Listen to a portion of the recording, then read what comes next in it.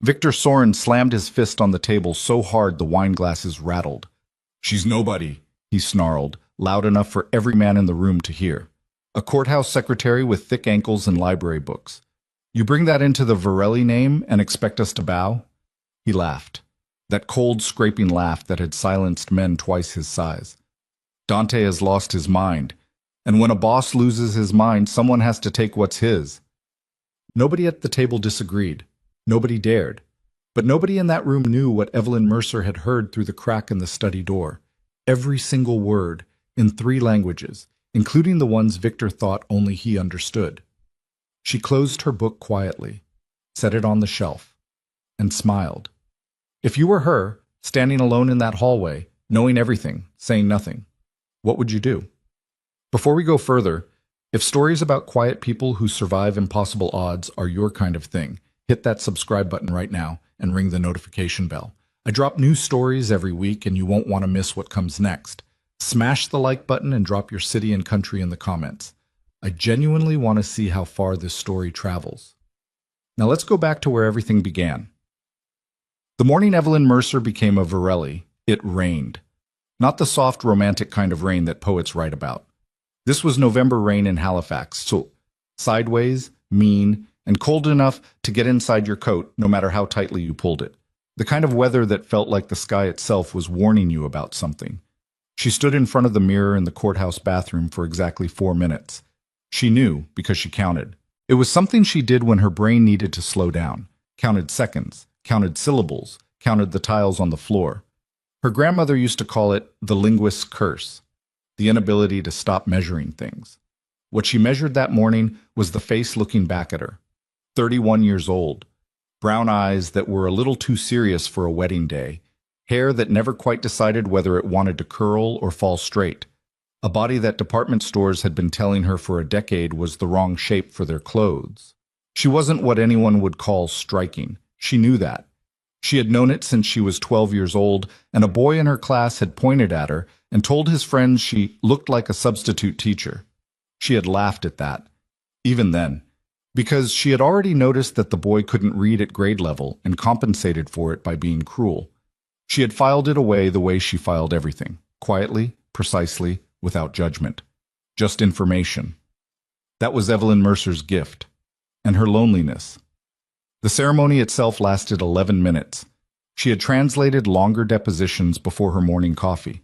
A justice of the peace with a bad cold, 2 witnesses she had never met, and Dante Varelli standing beside her in a suit that probably cost more than her apartment. He was taller than she expected, quieter too. He shook her hand afterward, actually shook it, like they had just concluded a business meeting, and said, "The car is waiting." That was the whole wedding. She picked up her coat and followed him out into the rain. The Varelli estate outside Halifax sat behind iron gates on 12 acres of coastal property that felt less like a home and more like a statement. The kind of house that said, "We have always been here and we are not going anywhere." Stone walls, high windows, and a garden that someone clearly paid serious money to maintain even in winter when there was nothing left to grow. Evelyn carried her own bag up the front steps. Dante watched her do it, didn't offer to help. She noticed that too, not with bitterness, just observation. He was a man who had probably never carried anyone else's weight in his life, and had stopped noticing that this was unusual. A woman named Margaret, 50s, capable-looking, the kind of person who kept everything running and got credit for none of it, showed Evelyn to her rooms on the 2nd floor. They were generous rooms.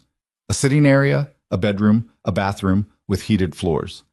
There was even a small desk beneath the window, with a lamp that cast good reading light. "Mr. Varelli had it furnished last week," Margaret said, in the tone of someone conveying information and not an opinion. "It's lovely," Evelyn said, and she meant it. Margaret softened slightly at that, just a fraction.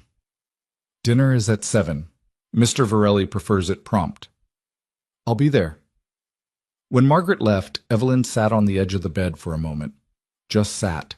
She looked at the window, at the gray water visible between the trees, at the perfectly made bed that someone had put fresh flowers on, white tulips, which struck her as a strange and slightly formal choice. And she thought, well, here we are. She did not cry. She was not the crying type, not because she was cold, but because she had learned early that crying in private felt self-indulgent, and crying in front of people felt like handing them something they hadn't earned. She saved her crying for books, for certain pieces of music, for the moment in old films when someone finally says the thing they've been not saying for the entire story. She unpacked her bags instead, put her books on the shelves, arranged her desk, and by the time 7 o'clock arrived, she was composed, clear-eyed, and hungry. Dinner was the first real test. Not because of Dante, who sat at the head of the long table and ate with the focused efficiency of a man who viewed meals primarily as fuel. It was the three other men at the table who watched her arrive with the particular brand of assessment that she had spent a lifetime learning to read. The one on the left, heavy-set, silver-haired, with the kind of tan that came from somewhere warmer than Nova Scotia, introduced himself as Louis Baretti, family associate. He smiled too broadly when he shook her hand and held it a half-second too long. Evelyn catalogued him immediately. The smile was professional. The handshake was a test of whether she'd pull away. She didn't. The one on the right said his name was Thomas Crane, mid-40s. Forgettable features, the practiced quietness of a man who listened more than he spoke. She liked him instinctively, which she knew meant she should be careful. And at the far end of the table, nursing a glass of red wine like he was waiting to be introduced to royalty, sat Victor Sorin. He didn't offer his name. He let Louis do it. "And that's Victor," Louis said, with the faint awkwardness of someone bridging a silence that Victor had deliberately created. Victor looked at her with the specific expression she had seen on faces her entire life. The split-second inventory, the quiet downgrade, the decision made before a single word was exchanged. He picked up his wine glass again without speaking. "Nice to meet you," Evelyn said pleasantly, and sat down. She watched Victor for the rest of the meal. Not obviously. She was too practiced for that. She watched him the way she watched everything, from the side without appearing to watch at all. She noticed how he spoke to Dante with a deference that was technically correct but just slightly too deliberate, like a man performing loyalty for an audience while privately keeping score. She noticed how he laughed at Dante's dry observations a half-beat late, calculating rather than genuine. She noticed how, twice during the meal, he glanced at her with an expression she recognized from years in courtrooms. Contempt dressed up as disinterest. She ate her soup and said very little and listened to everything. The whispers started within 48 hours. She heard the first one from Margaret, who didn't intend for her to hear it, and who had clearly repeated something she'd overheard rather than invented herself. Something about how Mr. Varelli's grandfather had gone soft at the end and saddled the family with a courthouse secretary. She heard the second one more directly. She had wandered into the estate's main library on her second morning, an enormous, underused room that smelled exactly the way libraries were supposed to smell, and was running her fingers along the spines when two men she hadn't met yet walked past the half-open door. They were speaking in low voices, but low voices in stone-floored corridors still carry.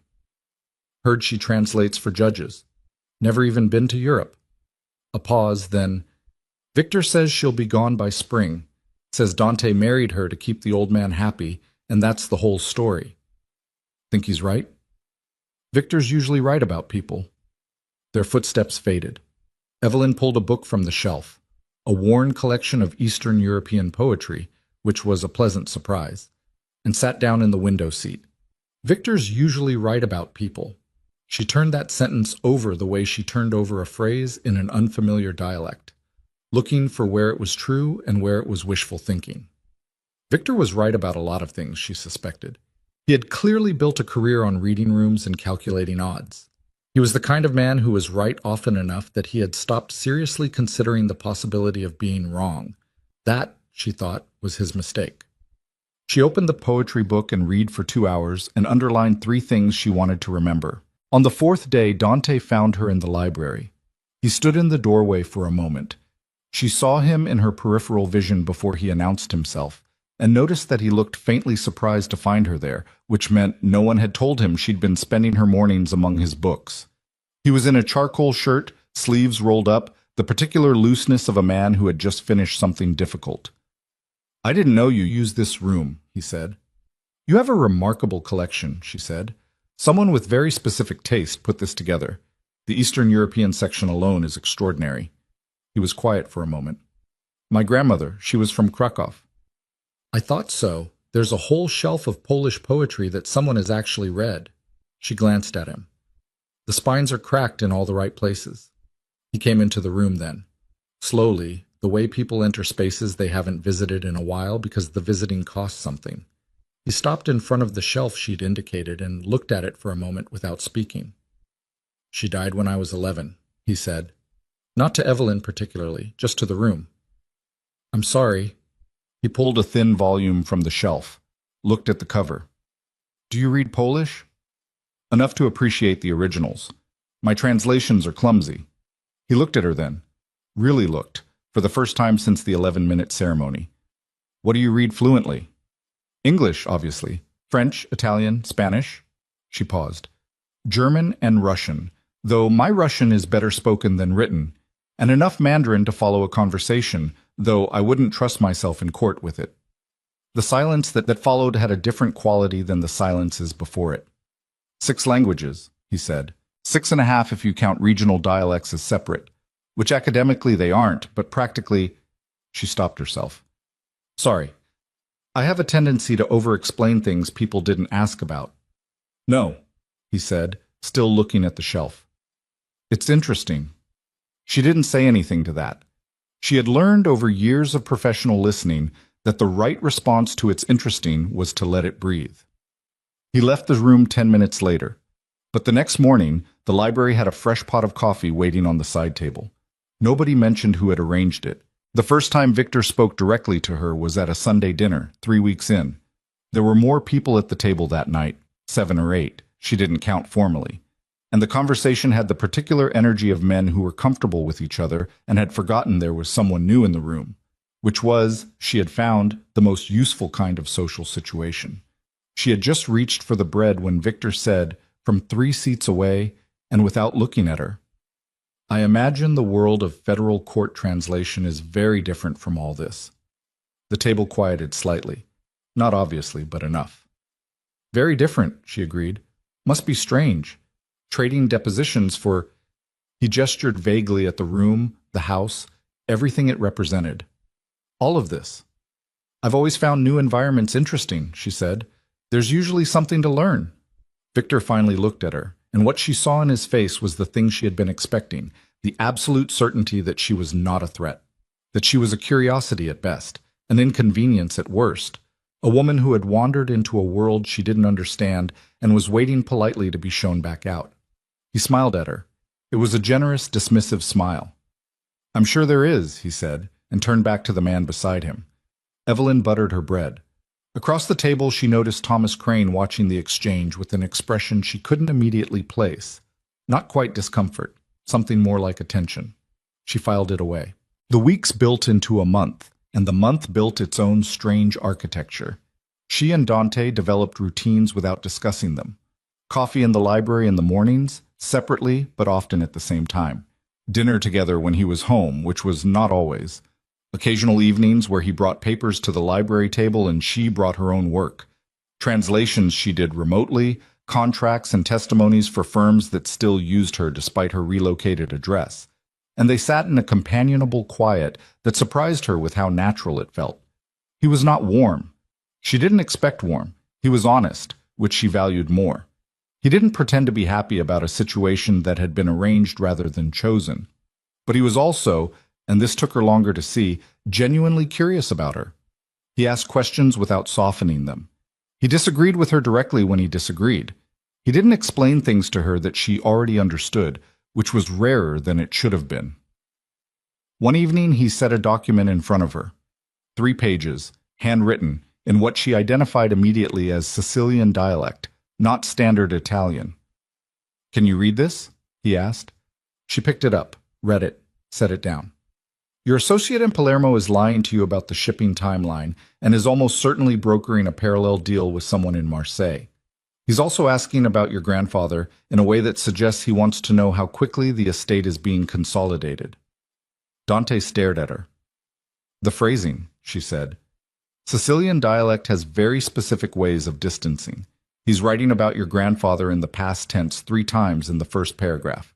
He doesn't know for certain that your grandfather is dead yet, but he's acting as if he does, which means someone told him." A long pause. "Who speaks Sicilian in my organization?" he said very quietly. "I don't know yet," she said. But it's a short list. Sicilian isn't Italian. Most people don't know the difference. He looked at her for a moment. That unguarded look again, the one that appeared when she said something that shifted the floor slightly beneath his assumptions. "Thank you," he said. "Of course." He took the document back. She returned to her translation. Neither of them mentioned it again that evening, but something had shifted between them, quietly and without fanfare, the way most important things do. What she didn't tell him, what she didn't tell anyone, was that she had also been paying close attention to Victor Sorin for 6 weeks now. She had a small notebook, dark green, that she kept in the inner pocket of her cardigan. She was old-fashioned about certain things, and notebooks were one of them. In it she had written, in a compressed personal shorthand that mixed 3 languages and would have been illegible to anyone but her, a running record of observations. Victor's phone calls happened on a schedule. Tuesdays and Fridays, late afternoon, always from the East Garden where the surveillance cameras had a blind spot behind the old stone wall. She had noticed this on her 3rd week, when she'd been in the upstairs sitting room with the window that looked down over the grounds. Victor spoke to Dante about the shipping routes in a way that was always slightly delayed, always one piece behind where the information should have been, which meant he was receiving information from somewhere else and calibrating what he shared. The rhythm of a man managing 2 conversations at once. And the night she overheard him in the hallway, the night of the slammed fist, the rattled glasses, the cold laugh, she had been standing 4 feet from an open door, invisible in a dark corridor, for entirely accidental reasons. She had come down for a glass of water because she hadn't been sleeping well. She heard everything. She's nobody. A courthouse secretary with thick ankles and library books. She stood very still in the dark. Dante has lost his mind. And when a boss loses his mind, someone has to take what's his. She heard the murmur of agreement from at least 2 other voices. She couldn't identify them yet. She needed more time and better acoustics. She went back upstairs, made herself tea, and opened the green notebook. Wrote 3 lines. Closed it. She was not afraid. That surprised her a little. She thought she might be afraid. But the emotion she actually felt, standing alone in her kitchen at 1 in the morning, with evidence of a conspiracy sitting in her handwriting, was something more focused than fear. She was paying attention. She had always been paying attention. She just hadn't known yet, for 6 weeks, what exactly it was building toward. Now she did. And she had work to do. The green notebook had 17 pages of entries by the time November arrived. Evelyn didn't start out intending to build a case. That wasn't how she thought about it, at least not in the beginning.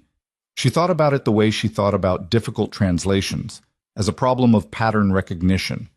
You gather enough data points and eventually the shape of the thing reveals itself. You don't force the meaning, you wait for it. But by the 2nd week of November, the shape had revealed itself completely, and it was ugly.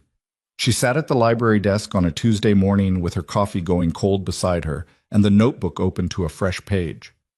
Outside, the first real freeze of the season had turned the garden silver.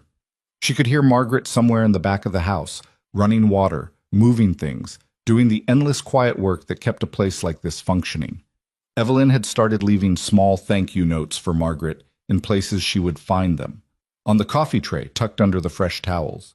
She didn't make a performance of it. She just did it because Margaret worked hard and no one appeared to notice. She picked up her pen and wrote a single line in her shorthand. Victor is not waiting anymore. She had noticed the shift 3 days ago. It was subtle. A change in posture more than action. Victor had always moved through the estate with the particular confidence of a man who believed he was being watched and approved of. Now there was something tighter in it, something that had moved past confidence into urgency. He was no longer observing his own power. He was calculating a timeline. She closed the notebook and went to find Dante. I was in his office on the ground floor, a room she had been in exactly twice in 7 weeks.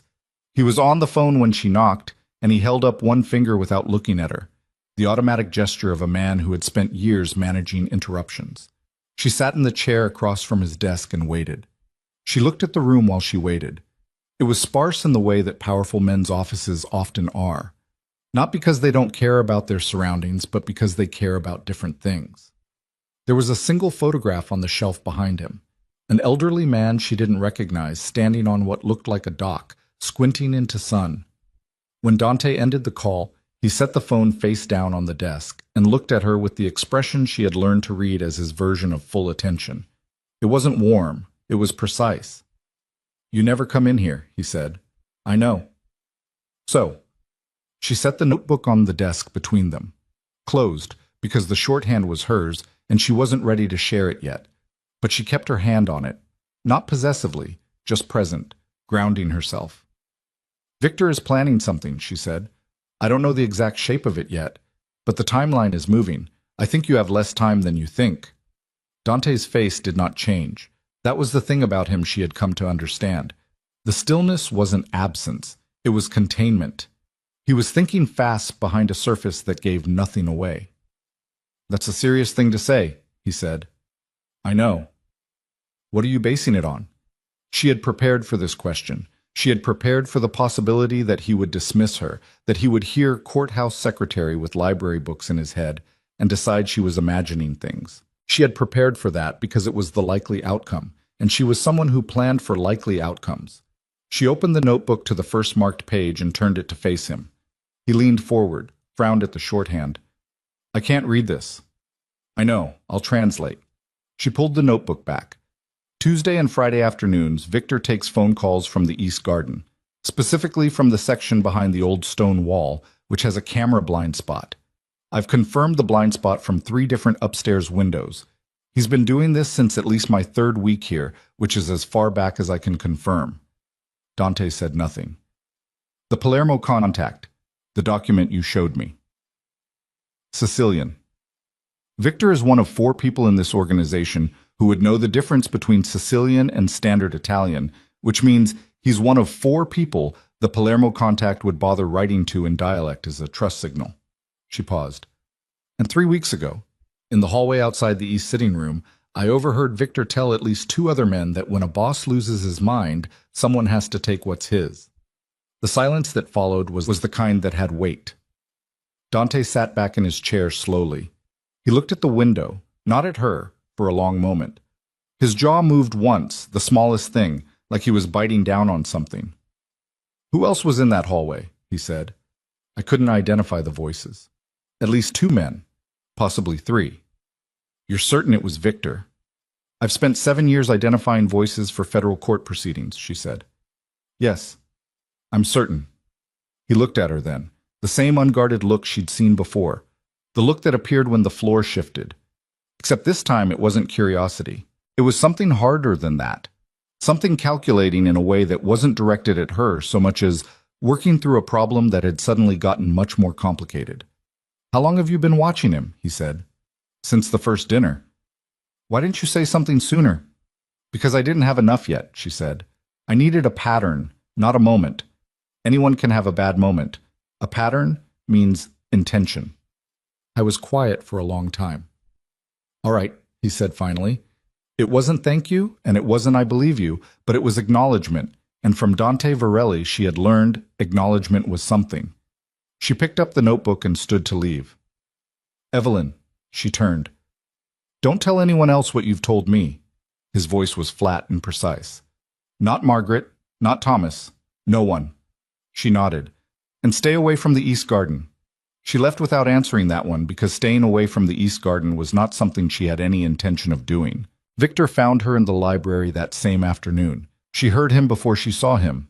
His footsteps had a particular rhythm, slightly heavier on the right side, an old injury she had guessed at from his gait. She kept her eyes on her book as he came in. He didn't pretend to browse. He came directly to the chair across from hers and sat down uninvited, which told her everything about where his head was. You've been quiet, he said. I'm generally quiet, she said without looking up. I mean with Dante. You 2 have been spending more time in here, together. She turned a page. He comes to work in the mornings. I come to read. The room is large enough for both. Is it? There was something in those 2 words that was meant to land. She felt it, the faint threat wrapped in ambiguity, the kind of statement designed to make someone nervous and watch them flinch. She didn't flinch. She kept her eyes on the page for 3 more seconds, then looked up at him with an expression of mild, polite attention. Victor, she said pleasantly, was there something you needed? His eyes moved over her face, looking for the flinch, not finding it. She watched him recalibrate. Just making conversation, he said. Of course. She smiled. How is your family? Do you have family nearby? The shift was so minor that most people wouldn't have caught it, a fraction of tension in the muscles around his eyes. My family is in the city, he said. That's nice. It's important to maintain those connections. She looked back at her book. Especially now, I imagine. With winter coming. People tend to get isolated out here. Another silence. She turned another page. He stood up after a moment. You're strange, he said, and it was meant as an insult but came out sounding like something less certain than that. Probably, she agreed. He left. She waited until his footsteps had faded completely before she let out a slow, careful breath. Her hands were steady. She was glad about that. She made a small note in the green notebook. He came to me. He's checking his variables. 3 days later, Thomas Crane knocked on the library doorframe at 7 in the evening. She was surprised to see him. Thomas was not a library kind of person, she had assessed early on. He was a porch and a cold beer kind of person. A man who thought well outside rather than in. He looked uncomfortable. He stood in the doorway with his weight slightly forward, like he wasn't sure whether he was coming in or staying out. Mrs. Varelli, he said. Evelyn, please. She set her book down. Come in. He came in but didn't sit. He stood near the shelves with his hands in his coat pockets, which meant he hadn't been planning to stay long or wasn't planning to say much. I wanted to ask you something, he said. Off the record. I don't keep records, she said. He almost smiled at that. Right. He looked at the shelves for a moment. Victor asked me last week what you and Dante talk about. In here. She kept her voice neutral. What did you tell him? I said I didn't know, which is true. He finally looked at her. But I wanted you to know he was asking. She studied him. Thomas Crane was 44 years old, had been with the Varelli organization for 11 years, and according to conversations she had overheard at various dinners, had twice turned down promotions that would have put him closer to the inner circle. She had read that at the time as lack of ambition. She now read it differently. It was a man who had watched the inner circle carefully and decided proximity was more dangerous than distance. Why are you telling me? She said. Because you seem like someone who notices things, he said. And I figure if you've noticed things, you probably already know to be careful. And if I hadn't noticed things, then I just made you careful. He shrugged. One shoulder. The shrug of a man who had made a small decision and wasn't losing sleep about it. Either way. She nodded slowly. Thank you, Thomas. Don't thank me. He turned to leave. Stopped. One more thing. Victor has been having Louis Beretti over to his rooms at night. Late. Started about 2 weeks ago. I don't know what they're talking about, but it's... He stopped. Chose his words. It's not regular business. After he left, Evelyn sat for a long moment without moving. Louis Beretti. The one with the professional smile and the handshake that lasted a half-second too long. She had catalogued him as peripheral. She had been wrong about that. She reopened the green notebook and added 2 names to a column she had labeled, in German, Die Mitwisser. The accomplices. Victor, Louis. She drew a line and wrote, Thomas, uncertain, watch. Dante left for a high-level meeting in Montreal on a Wednesday, and the estate changed without him. It wasn't dramatic. No one behaved obviously differently. But she felt it in the atmosphere the way you feel a pressure change before weather. Doors closed at different times. Voices were lower. The pattern of movement through the house shifted in small ways that would have been invisible if you weren't measuring. She was measuring.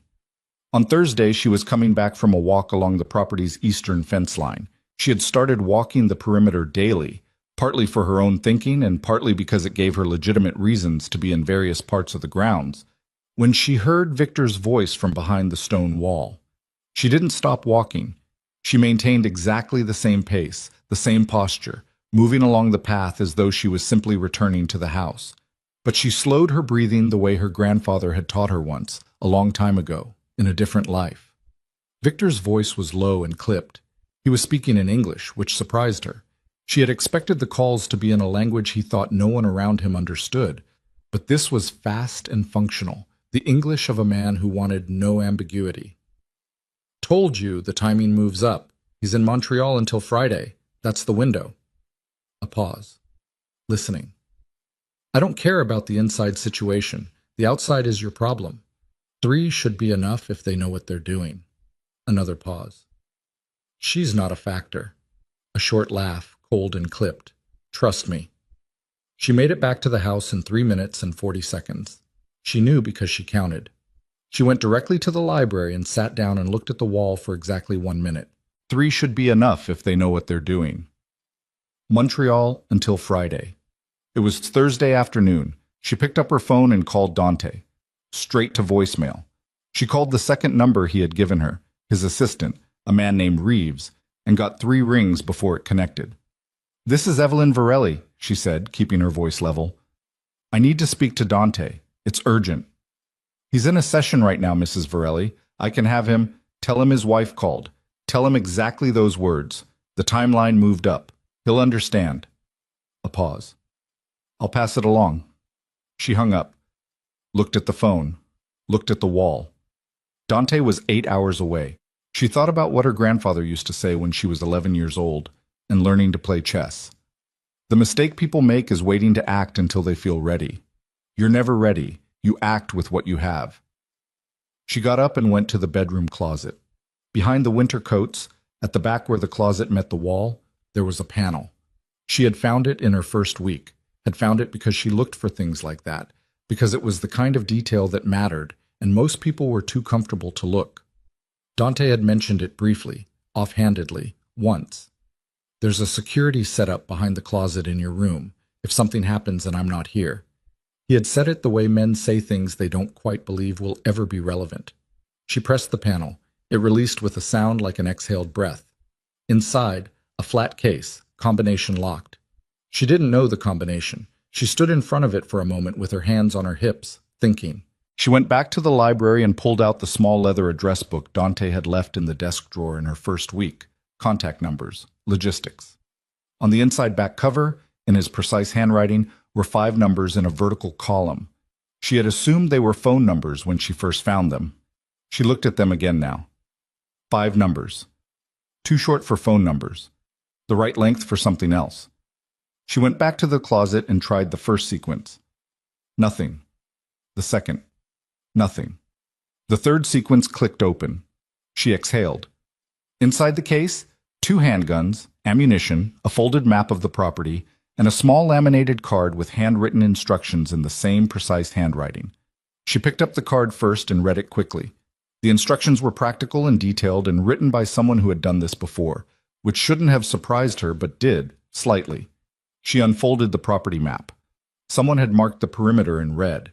Entry points, camera positions, the coverage angles. She oriented herself on the page and found the east garden wall immediately. Found the blind spot she had identified herself from the upstairs windows. 3 entry points to the house were circled. 2 of them had red X marks through them. The third did not. She looked at the third entry point. Ground floor utility entrance, east side. She turned back to the weapons case. She picked up one of the handguns, checked the chamber the way her grandfather had shown her years ago in a barn in rural New Brunswick when she was 19, and he was explaining things he said she would probably never need, but should know anyway. Cleared it, reloaded it. The muscle memory was there, faded but present, like a language you haven't spoken in years that comes back faster than you expect. Her hands were steady. She checked her phone. No call back from Dante. No text from Reeves. She put the gun in the deep pocket of her cardigan, which was, she thought, a deeply absurd sentence to describe what was happening. The kind of sentence that made sense only in the middle of a situation that had stopped making ordinary sense. She went downstairs. Margaret was in the kitchen, finishing up for the evening, pulling on her coat. She looked up when Evelyn came in. "You all right?" Margaret said. The question was practical, not warm. Margaret's version of concern was always practical. "Fine," Evelyn said. "Margaret, are you driving back to the village tonight?" "Like always." "Leave now," Evelyn said. "Don't wait until you're done with the dishes. Just go." Margaret looked at her. She was a woman who had worked in this house for 14 years and had the instincts to match. She didn't ask why. She took off her apron, put it on the counter, picked up her keys. "You call if you need something," Margaret said. "I will." Margaret left. The back door closed behind her and Evelyn listened to her car start in the service drive and pull away, and then the house was quiet. She stood in the kitchen for a moment. The clock on the wall read 8:47. She thought about calling someone. Thomas Crane. Reeves again. someone. But Thomas was uncertain, and Reeves was 8 hours away. And she didn't know yet how many people in this house had been in that hallway the night Victor made his announcement. She thought about hiding, about finding a room with a lock and waiting it out. She thought about what Victor had said. She's not a factor. She walked to the utility room, found the fuse box, opened it, and looked at it for a long moment, familiarizing herself with which breakers controlled which zones. She had asked Margaret about the electrical system in her third week, framed as curiosity about the old house, and Margaret had walked her through it without question because Margaret was practical and explaining the fuse box was practical. She memorized which breaker controlled the east side of the ground floor. She went to the library and turned the lamp off and stood in the dark for 2 minutes, letting her eyes adjust, because that was something else her grandfather had taught her. You give yourself 2 full minutes. It feels like nothing is happening. Then your eyes open up and you see what's actually there. At 9:23, the power went out. Not the whole house, just the east side, exactly the zone the third entry point was in. She breathed in through her nose, counted to 3, breathed out. She heard the utility door handle move exactly 11 seconds later. She was already in the hallway, already positioned, already thinking in a language that had no words, just geometry, distance, angles, and the particular cold clarity that she had not known she was capable of until this exact moment. She's not a factor. Victor Soren had made one mistake that would undo every other calculation he had ever made in his life. He had decided, without any real evidence, that the woman who spent her time in libraries reading poetry in 6 languages was not worth understanding. And in the dark hallway of the Varelli estate on a Thursday night in November, while her husband was 8 hours away and her phone had not rung, Evelyn Mercer Varelli drew a slow, deliberate breath and stepped back into the shadow of the doorframe and waited. The utility door opened slowly. Whoever was on the other side had done this before. There was no hesitation in the movement, no fumbling with the handle.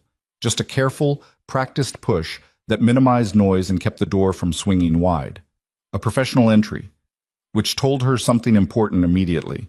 These were not men Victor had found quickly. He had planned this. She heard breathing before she saw anything.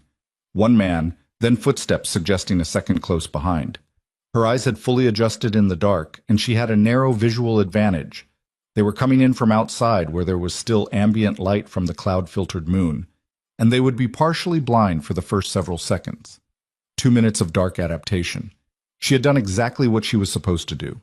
The first man crossed the threshold and she moved, not toward him, away, and to the left, which was the opposite of what most people did, which was why it worked. She pressed flat against the wall behind where the door opened and let him pass her completely, close enough to hear his breathing change as he registered that the hallway looked empty. He took another step forward, attention ahead, and she hit the light switch she had memorized 3 hours ago. The utility room light came on, not the main corridor, just the single utility bulb, dim and yellow, but enough. And in the half-second of disorientation she moved. She hit the first man at the back of his knees with a kick that was not elegant and was not meant to be. It was what her grandfather had called a disruption, not designed to finish anything, just to change the situation. He went down forward, and his hands went out to catch himself, which meant his hands were not on his weapon for exactly the time she needed. The second man was already reacting, turning toward her, and she registered 2 things simultaneously. He was larger than the first, and he was reaching for something at his hip. She threw herself sideways behind the metal shelving unit that ran along the utility room wall. An old, heavy thing bolted to the wall, full of cleaning supplies and spare parts. And 2 things happened in very quick succession. Something struck the shelving with a sound that was too sharp and too loud to be a fist. And then a third voice, from somewhere she hadn't accounted for, from the opposite direction. A third man. She had miscounted. 3 should be enough if they know what they're doing. She had heard that and still miscounted. She was on her knees behind the shelving with her back to the wall, and her heart doing something that wasn't fear exactly, but was adjacent to it, a kind of furious animal clarity that narrowed everything down to the next 3 seconds and nothing else. She could hear the first man getting back to his feet, could hear the third man's footsteps coming from the direction of the kitchen, which meant he had come in through a different entry than the other 2, which meant she had been watching one door while another one opened behind her. She made herself stop, made herself breathe. 1 count in, 1 count out. Her grandfather's voice somewhere in the back of her skull. When you make a mistake, Don't spend time on it. Spend time on what comes next. She pulled the small phone from her pocket and disabled the flashlight function so the screen wouldn't show, typed a single line to Thomas Crane's number. 3 men inside Dante's contact Reeves now, and hit send. She didn't know if Thomas would act on it. She didn't know if Thomas was compromised. But he was the only variable she hadn't fully resolved, and right now she needed to put the possibility in play. Then she put the phone away and focused. 3 men. She was behind the shelving in the utility room, which gave her a narrow position of cover but limited mobility. The first man was upright again, she could tell from the sound. The second and third were positioning. She could track them by sound. They were spreading out, which meant they had training. They weren't rushing. She's not a factor. Victor had said that, which meant he had not briefed them on her, which meant they knew the layout of the house, knew where Dante's office was, knew the security camera positions. But they didn't know about her specifically, or what to expect from her. That was her only advantage, and it was enough. She came out from behind the shelving low and fast, moving toward the first man rather than away, which was again the opposite of the expected response, and got inside his reach before he could set himself. What happened next was not graceful. It was close and ugly and involved her elbow connecting with something that cracked in a way that wasn't pleasant to cause, and the man's weight going down again, and this time she made sure he stayed down by controlling his descent in a way that her grandfather had shown her with mats on a barn floor, and which worked just as well on utility room tile, if less gently. She had his zip tie. He was carrying 4 of them. She found them in his vest pocket in about 2 seconds, before the second man reached her. The second man was the problem. Larger, faster than he'd looked from a distance, and genuinely trained in a way the first was not. He grabbed her left arm with a grip that had authority behind it, and for a moment she was simply outweighed. She didn't fight the grip. She went with it, turned into it, used the momentum of his own pull to rotate, and drove the heel of her free hand upward. He was not going down from that. He was staggered, but not down. She needed 3 seconds, and she didn't have 3 seconds. What she did have was the shelving unit directly behind him. She pushed. Not him. The shelving. Put both hands on the edge and pushed the entire unit forward, toward him, and the thing was old and heavy and bolted to the wall. But the wall anchor had been corroding for years, and it came out of the wall with a sound like a gunshot, and 200 pounds of metal and cleaning supplies came forward, and the man went down under it and stayed down. She stood in the ruined utility room breathing hard, listening. The third man had stopped moving. She found him by sound, near the kitchen doorway, which he had apparently not advanced past. When she came into the kitchen with the flashlight on now, she found him with his back to the wall and his hands visible, which was not a posture she had expected. He was young, early 20s, and the expression on his face was not the controlled blankness of a professional. It was the expression of someone who had not been told that this job was this kind of job. "Don't," he said in English, with an accent she placed immediately as Ukrainian, Eastern Kiev region. She switched languages without pausing. "How many more outside?" she said in Russian, which was close enough to his Ukrainian that he'd understand it clearly. His eyes went wide, just briefly. "There are no more outside," he said, in Ukrainian. His hands were still up. "Who sent you?" "I was told it was a security test, a training exercise." His voice cracked on the last word. Genuinely cracked. "I was told no one would be home, that it was a but stop." She kept her voice flat. "A training exercise with zip ties and silenced entry. Try again." He swallowed. He was looking at her the way people looked at things they couldn't categorize. "A man. I only know his first name, Victor." The K spelling, the Ukrainian pronunciation, not Victor Sorin using a Russian diminutive to distance himself. Just a young man who had been told a first name and sent to do something he didn't fully understand. "Victor gave you a house layout," she said. "Yes." "And you were told to look for who?" A pause. "A man. The owner of the house. We were told he would be home." She studied him for a moment. He was telling the truth. The micro-expressions were easy to read once you stripped away the panic. She had done this for years in courtroom settings, watching defendants react to testimony. The truth had a particular texture. This was it. "You're going to sit down," she said, "and you're going to stay exactly where you are." She zip-tied his hands to the kitchen chair, his own zip-tie, from his own pocket, and left him there. She went back to the utility room, secured the first two men the same way, checked both were breathing and not in immediate medical distress, which they were not, and stood up. The house was quiet. She looked at her phone. One new message from Thomas Crane, already called Reeves. Dante's on his way back. ETA 6Hers, don't move, lock yourself in. She texted back. 3 men secured. East utility room and kitchen. Come now if you can. She put the phone in her pocket. Then she went to the kitchen, put the kettle on, and found her unfinished novel on the counter where she'd left it 2 days ago. She sat at the kitchen table, not the same chair the young Ukrainian was zip-tied to, but the one across from it, and opened the book. The young man stared at her. You should get comfortable, she told him in his own language. It's going to be a few hours. He stared harder. I have questions, she said, but I'm going to let you calm down first. People answer better when they're calm. She turned a page. Do you want tea? He said nothing. She made herself a cup anyway. Thomas Crane arrived 40 minutes later with a man she didn't recognize who had the specific kind of quiet that came from professional training. He took one look at the utility room, looked at Evelyn, and looked at Thomas. Thomas said nothing. He just looked slightly like a man whose existing assessment of a situation had been comprehensively revised. You did this, Thomas said. Not a question. I was here and they were here, she said. It didn't take long. 3 men. 3 wasn't as many as Victor thought it was. Thomas looked at her for a long moment. Something moved behind his eyes. Not quite respect, not yet, but the first motion toward it. We need to move them before morning, he said.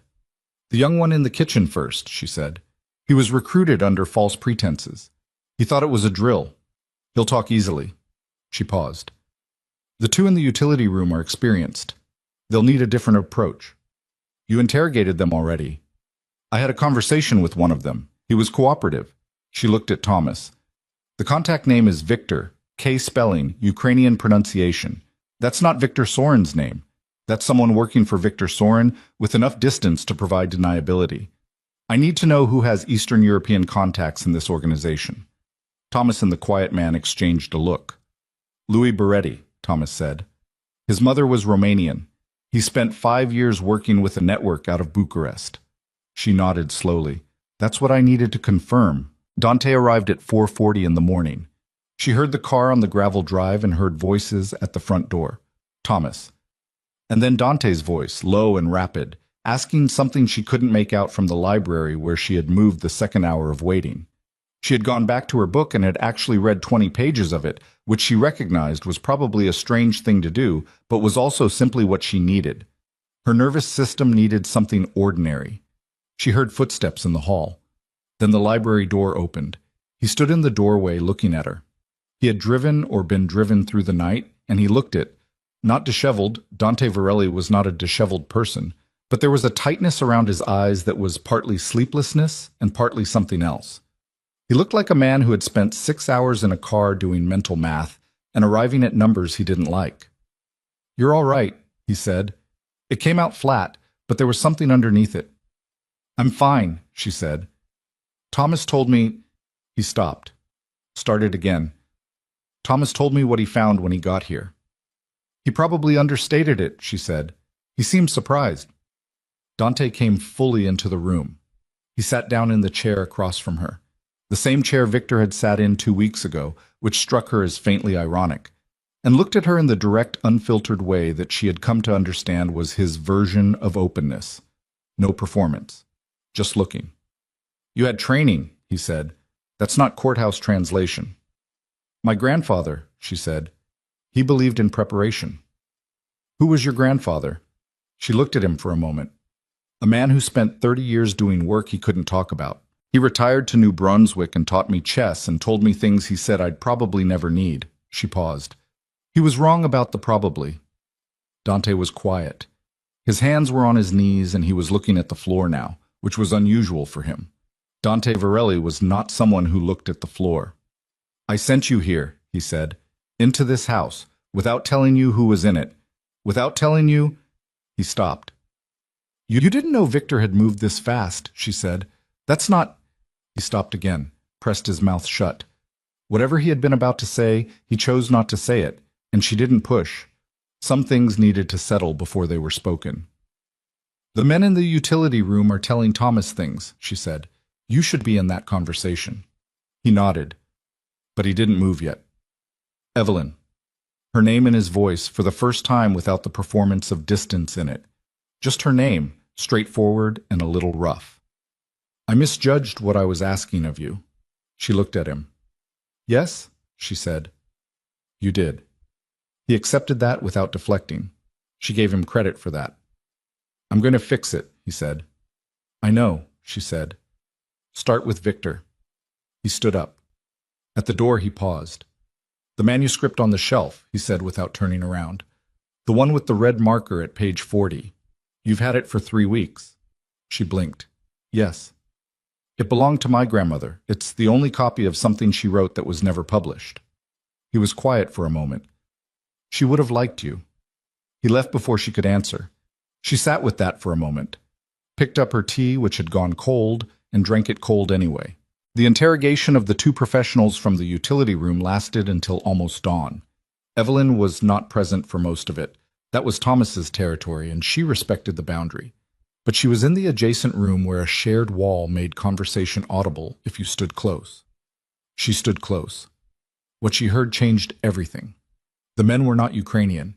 She had made an assumption based on the accent of the third man, and she had been wrong, which was the second mistake she'd made in 12 hours, and it cost her. They were Serbian.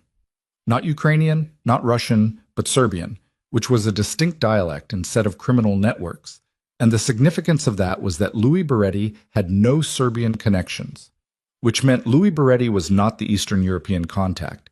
She stood very still against the wall. Who in this organization has Serbian connections? She went through every conversation she had cataloged in the green notebook. Every name, every voice, every offhand reference dropped at dinner tables and in hallways. Languages she had recognized, accents she had noted. She stopped at a memory from her 4th week, a dinner she had largely tuned out because Victor had dominated the conversation and she had been focused on him. A man at the far end of the table who had spoken very little, who had, once, said something quiet to the man beside him in what she had catalogued at the time as regional Italian. But now, revisiting the sound of it in her memory, placing it against what she was now hearing through the wall, she was not sure was Italian at all. She pulled out the green notebook, found the entry. Man, far end, possible Italian regional, unknown name. She had never found out his name because he had not come to the estate again. She had forgotten him because there was no follow-up data. She found Thomas in the hallway at 6:15 in the morning when the interrogation took a pause. He looked wrung out. He had his coffee in both hands like a man holding on to something stable. The man at the far end of the dinner table, she said. My 4th week. He was only there once, 50s. Gray at the temples, sat between the 2 men who argued about the Halifax contracts. Thomas looked at her. Miloš, he said. Last name. I only know the first name. He's... Thomas stopped. His face shifted. He's Victor's brother-in-law. She stared at him. He's not involved in operations. He's just family. Victor's wife's brother. He came to that dinner because it was... Thomas stopped again. His expression had moved past tiredness into something colder. It was a family dinner. Victor's wife asked if her brother could come. It was supposed to be nothing. Victor's wife's brother speaks Serbian, she said. Thomas said nothing. That's the connection, not Louis. Victor has been using a family member as an intermediary, so there's no organizational trace. His wife's brother contacts the Serbian network, and the order looks like it's coming from a private individual with no connection to the syndicate. Thomas set his coffee down on the hallway shelf very carefully. If that's right, he said slowly, then Victor has a clean exit. If the operation fails, there's nothing that goes back to him organizationally. The Serbian crew doesn't know who they're working for. Miloš is the only link, and Miloš is a civilian. Miloš is not a civilian, she said. He made a choice. He sat at this family's dinner table and then helped arrange an assassination. She paused. But he is the only link, which means Victor knew we'd find the crew. He planned for it. The crew was always meant to be disposable. Thomas looked at her. Victor isn't going to run, she said. He doesn't need to. 3 men came here tonight and failed, and Victor's name is nowhere in their story. He'll be sympathetic tomorrow. He'll be concerned. He'll offer to help find who is responsible. And without Milosh's testimony, we can't prove anything, she confirmed.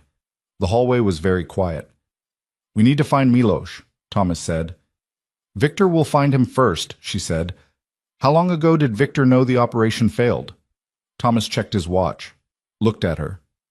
3, maybe 4 hours. 4 hours. Milosh lived where? She didn't know. She turned to Thomas.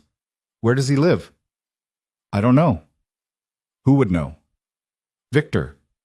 She pressed her lips together, thought about the green notebook, thought about every name and number and detail she had written down over 7 weeks. Then she thought about Margaret. Margaret, who had worked in this house for 14 years.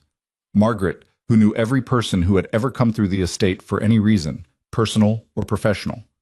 Margaret, who Evelyn had been leaving small notes for, who had softened toward her in the incremental way that practical people softened, not dramatically, but durably. She looked at Thomas. What time does Margaret arrive in the morning? 7:30. She looked at her watch. 6:22. Call her now, Evelyn said. Tell her it's an emergency and ask her if she knows where Victor's wife's family lives. Thomas took out his phone. And Thomas, she met his eyes. Don't tell Victor that we're looking. He nodded, dialed. Evelyn walked back to the library and stood at the window in the early gray light, watching the frost on the garden, thinking about a man named Milosh, who had made a choice and probably didn't understand yet that the choice had already found him, and about Victor Sorin sitting somewhere comfortable right now, waiting for morning to arrive so he could put on his concerned face, and about how much depended in the next 60 minutes on whether a 60-year-old housekeeper happened to remember an address. She put her hand on the cool glass. She had been right about the pattern. She had been right about Victor. She had been right about almost everything. She had been wrong about one detail, one name, one dialect, one man at a dinner table she had catalogued as peripheral. And that one mistake had given Victor Sorin an exit she now had to close before the sun came up. She stood at the window and the gray light came and she thought, this is not over. This is nowhere near over. And somewhere in the house behind her, Dante Varelli was listening to 2 men tell him a story with a deliberate hole in the middle of it, and the hole had a name, and the name was Milosh, and what happened to that name in the next hour would determine everything. She pressed her forehead briefly against the cold glass, breathed, straightened up, and turned back toward the door, because there was no version of this that ended with her standing at a window. She had work to do, and the morning was already coming in the wrong direction, and she already knew what she had to do before the morning was done. Margaret called back at 6:41. Thomas had reached her at home, and whatever he had said, Margaret had not wasted time asking questions she didn't need answered. She was practical in a way that Evelyn had come to genuinely admire, the practicality of someone who had worked close to dangerous things for a long time and had learned that the fastest route through a crisis was straight ahead. Victor's wife is named Rada, Margaret said, when Evelyn took the phone from Thomas. Her family is from Novi Sad originally. The brother, Milosh, he lives in Dartmouth.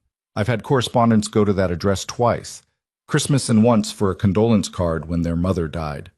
A pause, the sound of paper moving. I keep everything. 47 Meridian Close, Dartmouth. Ground floor flat. Margaret. Evelyn kept her voice steady. Thank you. Don't thank me. Just make sure the house is still standing when I come in at 7:30. A click. She had hung up already. Evelyn turned to Thomas. 47 Meridian Close, Dartmouth. Thomas already had his phone to his ear. He held up one finger, the same gesture Dante used, she noticed, the shorthand of men who made calls that moved fast and spoke low and rapid into the phone for 30 seconds. I have 2 people 12 minutes from that address, he said when he hung up. Tell them to find him and hold him. Don't move him yet, and don't let Victor know we're... I know. He was already texting. She handed him back his phone and turned toward the hall. Dante was coming out of the room where the interrogation had happened. He looked like a man who had just had something confirmed that he had already suspected and was now managing the gap between suspecting and knowing. It was a particular look, not surprise but a kind of cold settlement, like water finding a level. He saw her face. What happened? The Serbian connection isn't Louis, she said. It's Victor's brother-in-law, a man named Milosh. We have his address in Dartmouth, and Thomas has people moving on it. Dante was still for 3 seconds. Victor knows the operation failed, he said, since approximately 3 a.m. Maybe earlier. Then he's already... We moved faster. Barely. She watched his face. You need to decide what you want to do with Victor right now. Not tonight, not tomorrow, right now. Because in 2 hours the sun comes up and Victor is going to walk into this house with his concerned face on and ask what happened, and whatever you're going to do, it needs to already be decided. He looked at her for a long moment. The hallway was cold. She could feel it now that the adrenaline of the night had metabolized into something quieter and more bone deep. She was tired in a way she hadn't felt in years. Not sleepy, just wrung, in the way that hard, sustained focus eventually wrings you. I want Victor in a room, Dante said. His voice was flat and quiet and completely certain. My room, 7 a.m. And Milos? Bring him here first. I want to hear what he says before Victor walks in. She nodded, started to turn. Evelyn. She turned back. Dante looked at her with that direct, unfiltered look that she had been learning to read for 8 weeks. There was something in it now that hadn't been there before. Not sentiment. Dante Varelli was not a sentimental man, and she didn't want him to be. It was something more serious than sentiment. Something that looked like reckoning. You held this house, he said. She held his gaze. It needed holding. He nodded once. She turned and walked toward the kitchen to make coffee because she needed something to do with her hands, and she needed caffeine, and because the next 2 hours were going to require every functioning cell in her brain, and she was not going to be useful to anyone running on exhaustion and the cold ghost of adrenaline. She put the kettle on. Her hands were shaking slightly. She noticed that. Just slightly. She put them flat on the counter for a moment and pressed, feeling the cool surface, grounding herself in it, and the shaking stopped. She made the coffee. She drank it standing up at the counter. She was ready. Milos arrived at the estate at 7:18. Thomas's people had found him at his flat, already awake and dressed, which told its own story. A man who knew something might come and had decided not to run. Whether that was loyalty to his sister, paralysis, or something else. She didn't know yet. He was 53 years old, and he looked more frightened in person than she expected. Not the fright of a cornered criminal, the fright of a man who had agreed to a small thing and watched it become something much larger than he understood. He came into the estate's front sitting room with his hands at his sides and his eyes moving across the room with the speed of a man calculating exits. There were no exits available to him. Thomas had positioned himself at the door without making a production of it. Evelyn sat across from Milos and set the green notebook on the table between them, closed. She did not open it. She just let it sit there. Milos, oh, she said, in Serbian, clear, careful, letting him hear that she was not going to allow language to be a barrier or a shield. My name is Evelyn. I'd like to have a conversation with you. He stared at her. You speak? Yes, she said. I do. Can we start with how Victor contacted you? He swallowed, looked at the closed notebook. She had placed it deliberately, not as a prop, but because she had learned in years of courtroom work that people responded to the implication of documentation. They didn't need to see what was in it, they just needed to know it existed. I want to protect my sister, he said. Rada has nothing to do with this, Evelyn said. I'm not interested in Rada.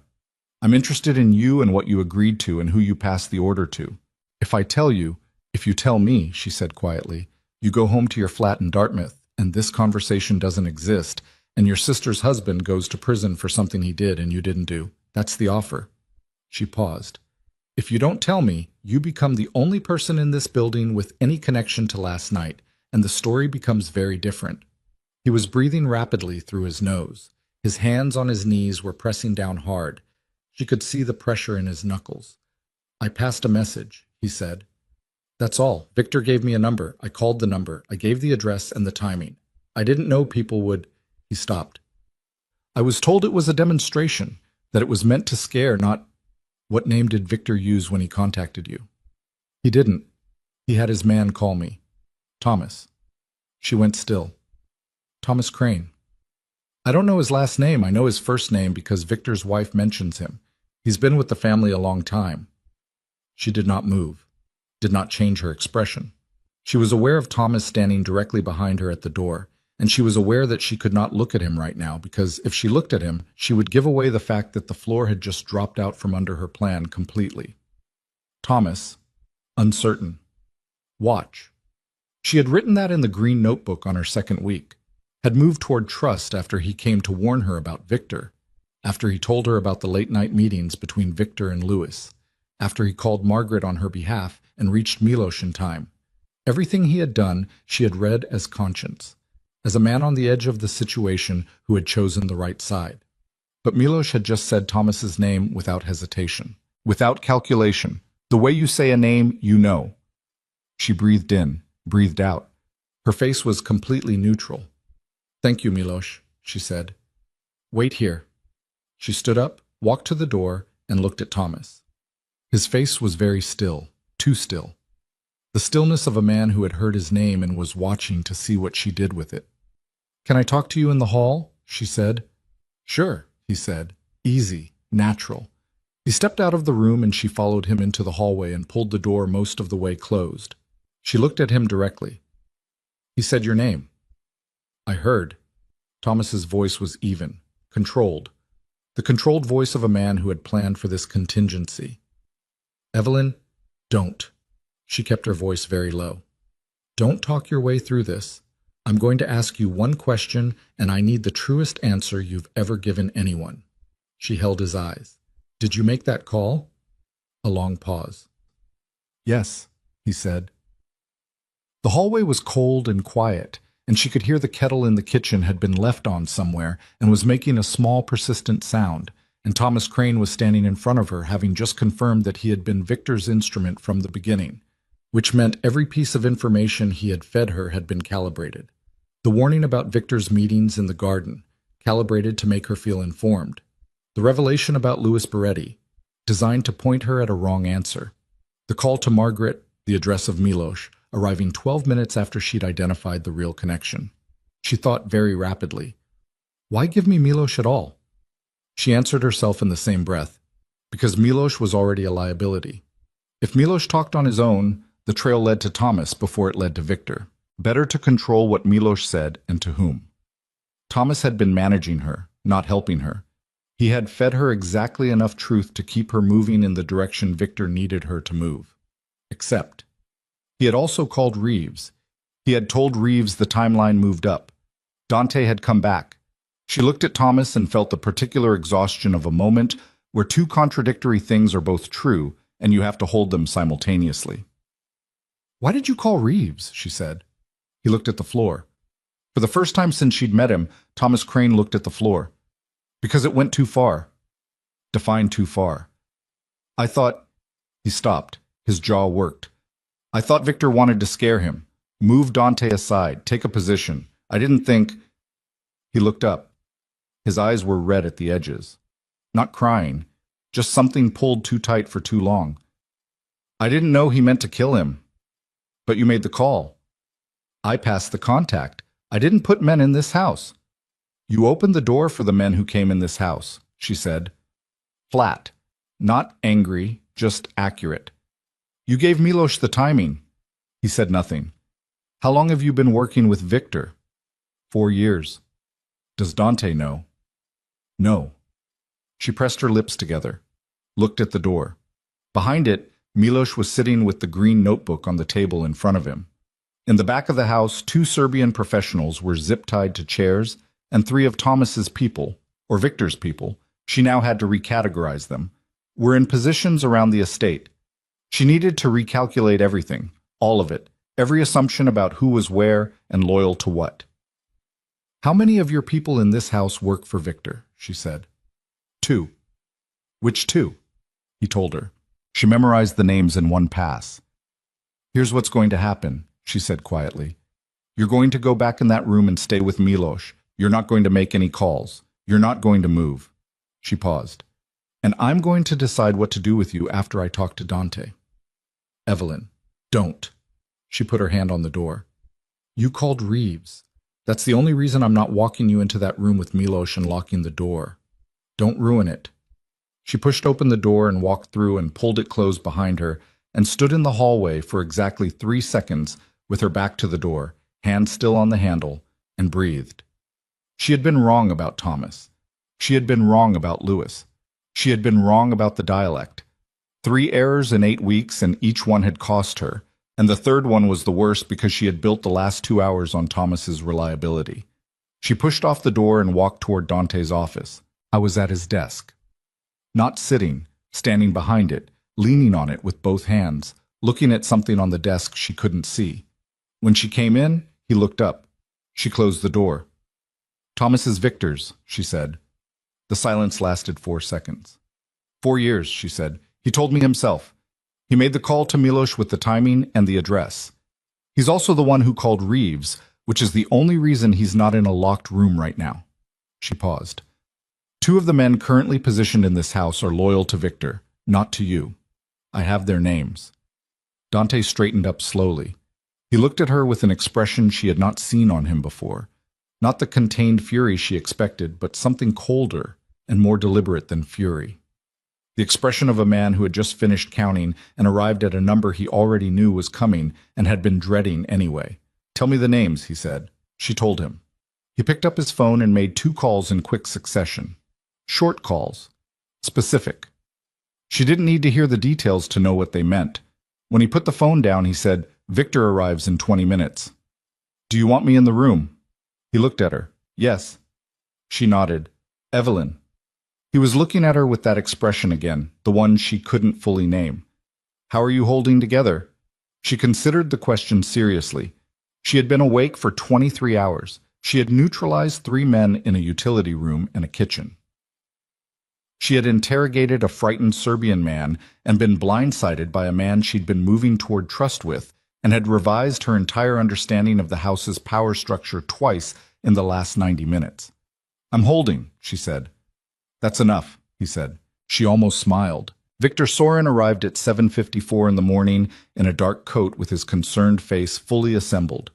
She watched him come up the front steps from the window of the upstairs hall.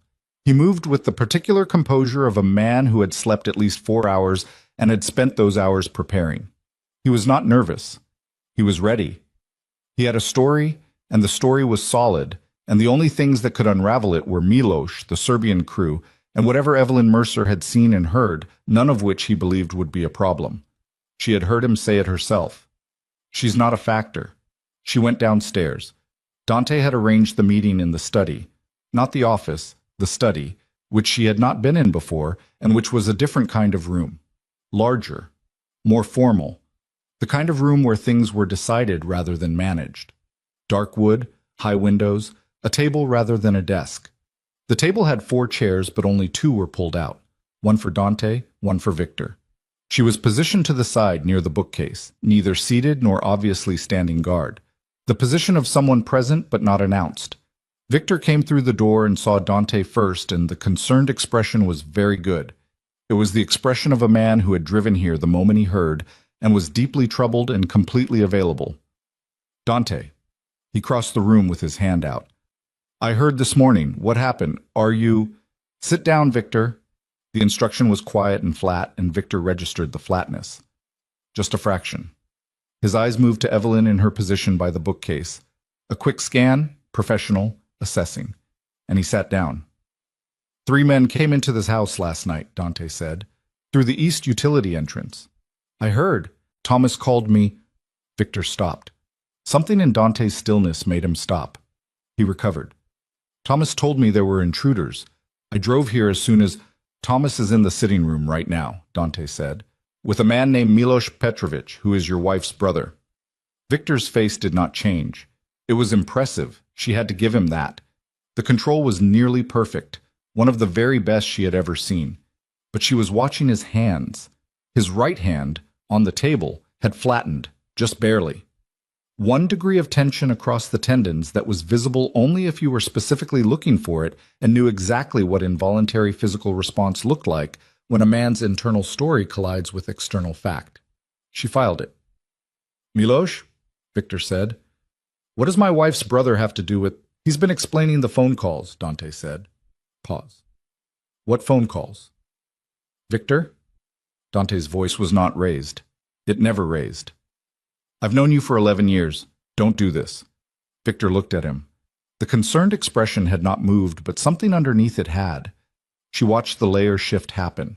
The moment when a man who is performing a character decides how far to take the performance.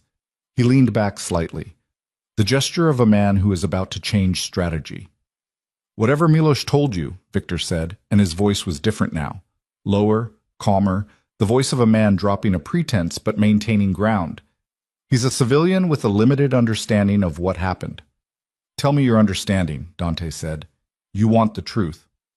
I've always wanted the truth. Victor looked at him for a long moment. Then he looked at Evelyn, the full look this time, not the dismissive inventory she had received at the first dinner, but a real assessment. She could see him running new calculations behind his eyes. This was never about killing you, he said to Dante. His voice was steady. You have to know that. Then what was it about? It was about the direction the family is moving. Victor put both hands on the table, palms up, the gesture of openness, of candor, practiced. Your grandfather made a decision in his last months that everyone knew that people had concerns about. You inherited a marriage that was arranged to satisfy an old man, and you brought someone into this house who nobody knows, nobody vetted, and nobody— Watch your next words, Dante said. Victor looked at him, then at Evelyn again. You want to know the truth? He said. He was looking at her now. You landed here 8 weeks ago, and in 8 weeks you've positioned yourself closer to him than men who have been in this organization for a decade. You're not a linguist playing house. I don't know what you are. He tilted his head. I'm not sure Dante does either. Victor. Dante's voice was completely flat. I'm making a point. Victor shifted his gaze back to Dante. I moved too fast. I'll admit that. I miscalculated the timeline, but the concern that drove it— You sent 3 men to kill me in my own house. Victor was quiet for 1 second. I sent 3 men to scare you. The brief was not— The brief, Dante said, and something came into his voice that was not volume but was considerably more frightening than volume, was carried out in my house, in my home. 3 armed men came through the east utility entrance while my wife was the only person inside this building. Victor said nothing. Say it was a scare if you want to, Dante said. Tell me 3 men with professional entry training and zip ties came here to have a conversation. Tell me Milos is confused. Tell me Thomas misunderstood. He looked at Victor across the table with 11 years of shared history in the silence between them. And then tell me why you told Louis Beretti 4 months ago that I had become a problem that needed a solution. Victor's jaw tightened. Louis told Thomas, Dante said. Thomas told me 6 weeks ago. She looked at Dante. He had known about Louis for 6 weeks. He had known and not told her, which meant he had been carrying his own parallel investigation while she carried hers, and they had been working the same problem from different angles without knowing the other was working it. Victor looked at the table. You could have come to me, Dante said quietly. You could have said what you needed to say. 11 years. 11 years, Victor said. He looked up. His voice was still controlled, but there was something in it now that hadn't been there before. Not remorse. Something older than remorse. 11 years, Dante, and you married a woman nobody knows because your grandfather asked you to on his deathbed. 11 years, and you made her an insider in 8 weeks. You want to talk about what changed? Nothing changed. Everything changed. Victor's composure fractured along one clean line. His voice didn't rise, but it hardened all the way through, like something that had been bending under pressure and finally went rigid. You started listening to someone new, and you stopped listening to the people who kept this thing running who kept it running when it needed keeping. He stopped, pushed his mouth shut. His eyes were bright. The room was very quiet. Evelyn stood at the bookcase and did not move and watched a man who had spent 11 years believing his loyalty entitled him to a say discover that it did not. She understood the grief in it, even now, even knowing what he had done. She understood it because she had spent her entire professional life watching people reveal what they actually wanted and what Victor Sorin had wanted. Beneath the calculation and the contempt and the catastrophic bad decision-making was to matter. He had just gone about it in a way that could not be walked back. You had my ear, Dante said. His voice was quieter now. You always had my ear. Not anymore, Victor said. Not since she got here. Dante looked at him for a long moment. Then he picked up the phone from the table and made a single call. 3 words. She understood them. Victor heard them too. He looked at the door, looked back at Dante. Something in his face went through a rapid sequence: calculation, the assessment of options, the discovery that there were none, and then settled. He didn't run. She had thought he might. Instead, he straightened in his chair and folded his hands on the table and looked at Dante with an expression she didn't have a word for in any of the 6 languages she spoke. 11 years, he said. I know, Dante said. The door opened. 2 men she didn't recognize came in. She didn't need to know them. She could read everything she needed in how Victor tracked them with his eyes, and how, when he stood up from his chair, he kept his hands visible and moved without resistance, the pragmatic dignity of a man who had made his calculation and lost. He walked toward the door. He stopped at the threshold and looked back, not at Dante, but at Evelyn. The look was not threatening. It was not angry. It was something she would turn over for a long time afterward, trying to find the right category for it. He said, in flawless Russian, "You're better at this than I gave you credit for." She held his gaze, answered in the same language. Most people are. He made a sound that might, in different circumstances, have been a laugh, and then he walked through the door and the 2 men followed him and the door closed and she stood in the study and listened to the sound of footsteps fading down the hallway until there was nothing left to hear. The silence that followed was not the silence of resolution. It was the silence that comes after something large and structural has shifted, the way a building sounds in the minutes after an earthquake, when the shaking has stopped, but the walls are still deciding what they're going to do next. She had been in enough courtrooms to know the difference between a verdict and the aftermath of a verdict. The verdict was the moment. The aftermath was everything that came after, when the room had to figure out what it was now that the thing it had been built around was gone. She walked to the window. Outside, the November sky had gone from gray to a lighter gray, the particular color of early morning in coastal Nova Scotia that wasn't quite dawn and wasn't quite day. The garden frost was still there, silver on the dead grass, unmelted. A single crow was working at something near the east wall, methodical and unconcerned, completely indifferent to everything that had just happened inside the stone house behind it. She watched the crow for a moment. Behind her, she heard Dante's chair push back from the table, heard him stand, the sound of a man unwinding himself from a posture he'd been holding too long. She turned around. He was standing with one hand on the table and looking at the closed door, and the expression on his face was not the contained, controlled blankness she had been reading for 8 weeks. It was something stripped of that. Underneath the control, which had held through 11 years and all of this morning, and the confrontation with a man he had known longer than he had known almost anyone, there was something that looked like plain exhaustion, not weakness, not collapse, just the honest face of a man who had spent everything he had and was now standing in the quiet accounting of what it cost. She had not expected to feel what she felt looking at him. She had expected to feel relief, or the grim satisfaction of a problem solved, or simple tiredness. She felt those things, but underneath them was something quieter and more complicated, a recognition she was not quite ready to put into language. She put it aside. "Thomas," she said. Dante looked at her, came back from wherever he'd been. "We haven't decided what to do with Thomas," she said. He was quiet for a moment. Then he pushed away from the table and walked toward the door. "Come with me," he said. Thomas was still in the sitting room with Milos when they arrived. Milos looked up when the door opened with the expression of a man who had been sitting in a room for an hour not knowing what was going to happen to him and had run out of emotional resources to maintain the not knowing. He looked hollowed out, frightened in the way that had moved past active fear into a kind of exhausted dread. Thomas looked up too. His face was different. It had been different since the hallway, since he'd said yes to her direct question, and something in him had apparently decided that was the only thing left to do. He looked like a man who had set down something heavy and didn't know yet whether the relief of setting it down was going to outlast the consequences of having carried it. Dante looked at Milos first. "You have a sister," he said. Milos blinked. "Yes." She knew nothing about this. Nothing. I swear it. Rada, she would never. "I'm not asking what she would or wouldn't do," Dante said. "I'm telling you what I've decided, which is that Rada is not part of this conversation and won't be. Do you understand what I'm saying to you?" Miloš understood. The understand moved through his face like something physical.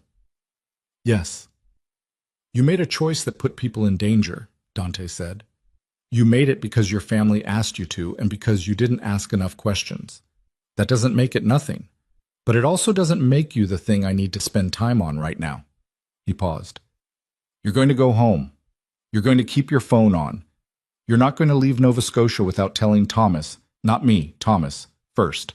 And when I need you to repeat what you told my wife this morning to people who are going to write it down, you're going to do that without argument.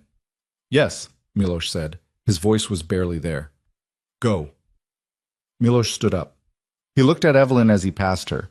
A look that she couldn't categorize exactly, but that had something grateful in it, something that recognized she had been the reason the word Rada was still not part of the problem. She gave him a small nod. He went. The room was quieter with 3 people in it than it had been with 4. Thomas was still sitting. He had his hands folded on his knees and he was looking at them, not at Dante, and the posture was the posture of a man who was not going to argue his case because he had already argued it to himself and lost. Dante sat down across from him. Evelyn stayed near the door, not because she was keeping it, but because this was a conversation between 2 men who had 11 years between them, and she was 8 weeks old in this world and knew the difference between being present and intruding. 4 years, Dante said.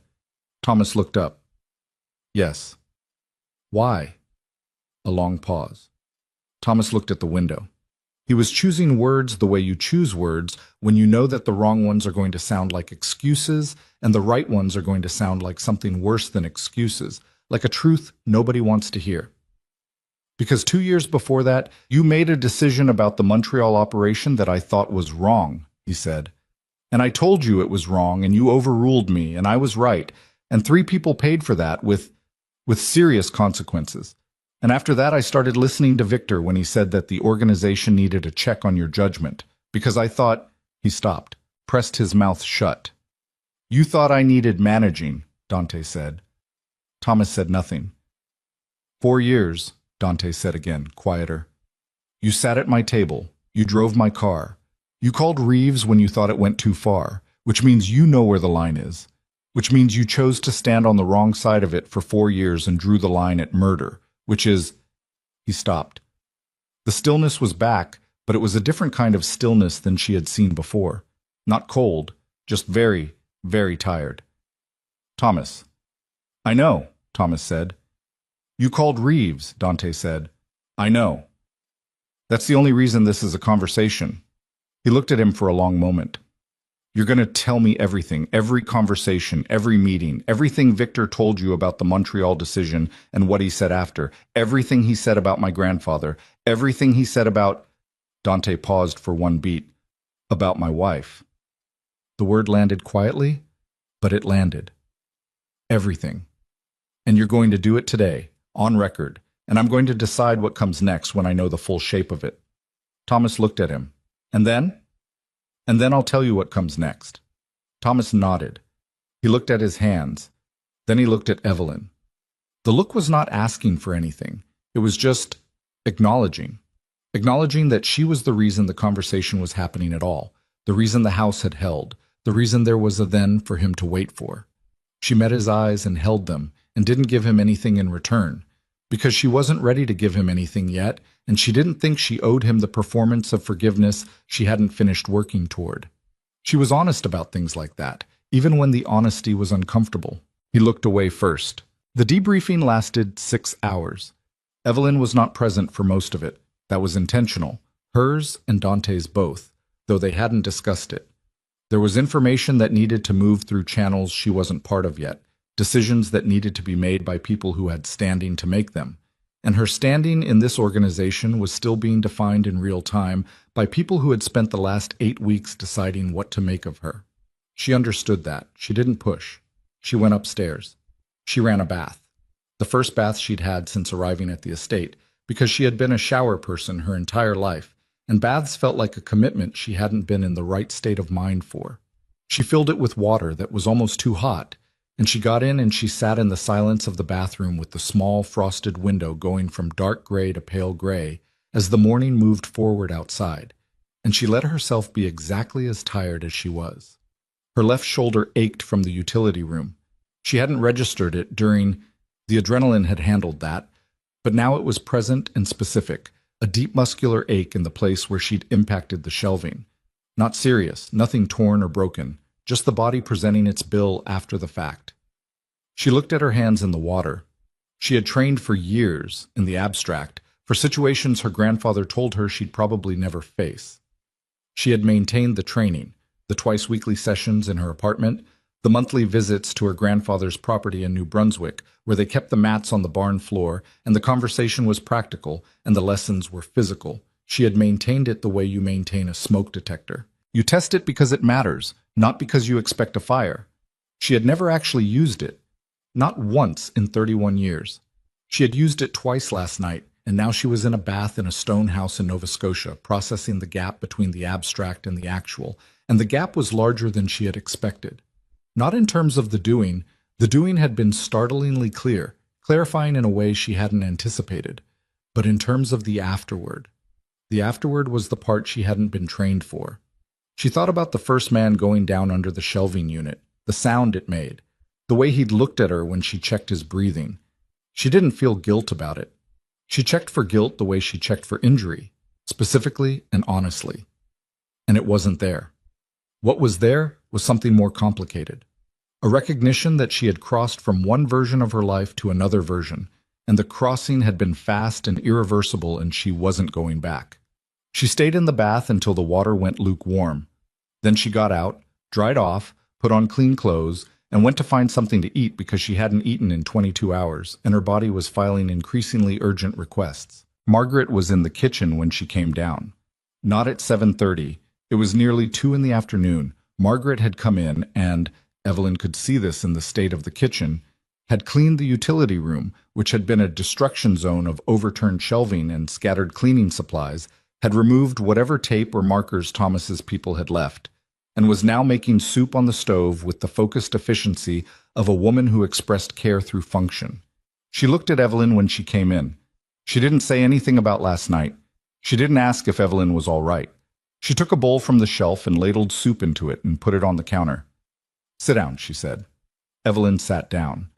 The soup was lentil and something smoky, and it was the best thing she had eaten in recent memory, though she was aware that hunger was doing considerable work in that assessment. She ate half the bowl before she said anything. "The utility room," she said. "Is clean," Margaret said. "I've seen worse." Evelyn looked at her. "Margaret, don't." Margaret kept her eyes on the stove. "Don't explain it to me. I've worked in this house for 14 years. I don't need things explained." Evelyn put her spoon down. "Thank you, for this morning. The address." "I told you not to thank me." "I know. I'm doing it anyway." Margaret was quiet for a moment. She turned the burner down under the soup. Then she picked up a dish towel and folded it and put it on the counter, which was the gesture of a woman collecting herself, and she turned and looked at Evelyn directly. "Victor's gone," she said. It was not a question. "Yes." "And Thomas?" "Thomas is in a complicated position." Margaret nodded slowly. She had the expression of a woman processing an accounting that she had been running in her head for a long time. "I never liked how Thomas looked at things," she said. "He looked at things like he was already calculating what they'd be worth later. I noticed it 8 years ago, and I never said it to anyone because it wasn't my place, and I didn't have proof of anything." She paused. "I should have said it anyway." "You said it now," Evelyn said. "For whatever that's worth." "More than you know." She picked up her spoon again. "You know things about this house that nobody's ever bothered to ask you about." "Nobody ever asks the person who cleans the floors what they've noticed," Margaret said. Not with bitterness, just with the particular factuality of someone who had long since made peace with being underestimated. Evelyn looked at her. "I'm asking." Margaret picked up her dish towel again, folded it again. And for the first time in 8 weeks of careful, calibrated professional warmth, she sat down across from Evelyn at the kitchen table and started talking. She didn't find Dante until nearly 5 o'clock. He was in the library, which surprised her. Not his office, not the study where everything had happened this morning. The library, her library, the room she had colonized in her first week, and that they had been sharing in the mornings without discussing it. He was not reading. He was sitting in the chair near the window with his forearms on his knees, and he was looking at the middle distance with the expression of a man at the end of a very long day of very difficult decisions. She came in quietly and went to her own chair and sat down. Neither of them said anything for a while. The afternoon light was going. November light in Nova Scotia went fast, was golden and horizontal by 4 and gone by 5. And the room was taking on the warm dimness she had come to associate with the end of the day here, the particular quality of light through old glass. "Louis Baretti," she said, finally. Dante looked at her. "What about him?" "He wasn't the Eastern European contact, but he knew about the plan. Victor told him 4 months ago that you were a problem. Thomas told you 6 weeks ago that Louis had said this, which means for 6 weeks you've been carrying the knowledge that at least 2 senior people in your organization were actively discussing removing you." She paused. "How many others?" "2 more," he said. "We found out today. Names I don't need to say out loud right now." "And those 2? "Being handled." She nodded, looked at the window. "The Palermo contact. The document you showed me. That's still unresolved." "Reeves is handling Palermo." He looked at her. "You don't have to run the inventory right now." "I know." She looked at her hands. "I do it when I'm tired. I start auditing loose ends. Is that the linguist thing, the counting?" She almost smiled. "Something like that." He leaned back in the chair. He looked at the ceiling for a moment. She had never seen him look at the ceiling before. It was the posture of someone allowing themselves to stop performing competence for 30 seconds. "Thomas gave us everything," he said. 6 hours. It's thorough." He paused. "Victor was more coordinated than I understood. The Montreal decision he used as the entry point, but the dissatisfaction went back further. He had been quietly building a parallel structure inside the organization for longer than 4 years. Thomas was the newest piece. There were older ones. Are any of the older ones still in place? 2 have already left the organization voluntarily. They felt the weather change, apparently." He looked back at her. "One is in Montreal and thinks he's safe. He's wrong about that." She absorbed this, and Victor himself. "Victor will go through a process," Dante said. The words were careful in a way that meant they were carrying more than their surface weight. She didn't ask him to elaborate. She understood that there were edges of this world she did not need to be taken to, and that the understanding between them could include those edges without requiring her to cross them. "Thomas," she said. "Thomas is the most complicated problem." He was looking at the window now, at the last of the light going. "He built a case against me in his own head for 4 years, and he wasn't entirely wrong, which is the part I keep coming back to. The Montreal operation. I overruled him, and he was right. Those consequences, they were real. He was never compensated for being right, and I was never held accountable for being wrong." He pressed his mouth together. "That's not an excuse for what he did, but it's a thing I have to look at." She was quiet. "He's going to leave the organization," Dante said. "That's already decided. But how he leaves, whether he leaves with his life in order or not, I haven't settled that yet." She looked at him. "He called Reeves." "I know." "He could have not called. He had already made his choice. He could have gone the full distance, and he didn't." She paused. "That has to mean something, even if it doesn't mean everything." Dante looked at her. The unguarded look, the one she had been watching emerge across 8 weeks of careful distance. It was fully present now. He wasn't managing it or containing it. He was just looking at her. "You're arguing for Thomas," he said. "I'm saying the thing you already know," she said. "You're going to factor in the call to Reeves. You would have anyway. I'm not telling you anything new." "Why does it matter to you that I know you're saying it?" She thought about that. "Because I don't want to be someone who stays quiet about what she thinks to avoid complications. I did that in courtrooms for years. I heard things, and I translated them, and I never said what I thought about them, because it wasn't my place." She paused. "This is my house. It's my place." The word "my" landed in the room, and she was aware of it landing. She had not said "my house" before. Not in 8 weeks. Dante was still looking at her. Something shifted in his expression. Not dramatically. Dante Varelli did not do things dramatically. But it shifted. "It is," he said. The 2 words were very simple, and they carried considerable weight, and neither of them said anything else for a moment. Outside, the last of the November light gave up, and the garden went dark. 3 weeks passed. They were strange weeks, the particular strangeness of aftermath, of a house in the process of becoming itself again after something that had tested its foundations. People moved through the estate differently. The 2 men Thomas had identified were gone. New faces appeared that Evelyn studied carefully and formed preliminary assessments of, which she kept in the green notebook and shared with Dante when they were relevant and kept to herself when they were too early to be useful. The formal debriefings, Thomas's testimony, the interrogation records from the Serbian crew, Milos's statement, moved through whatever channels they were supposed to move through. Reeves flew in from Montreal for 2 days and sat in the study with Dante for hours, and Evelyn translated 3 documents that came out of those sessions and did not ask for context she wasn't given. Louis Beretti disappeared from the guest list without announcement. She didn't ask about that either. What she did ask about was Thomas, 3 days after the dust had settled enough to ask.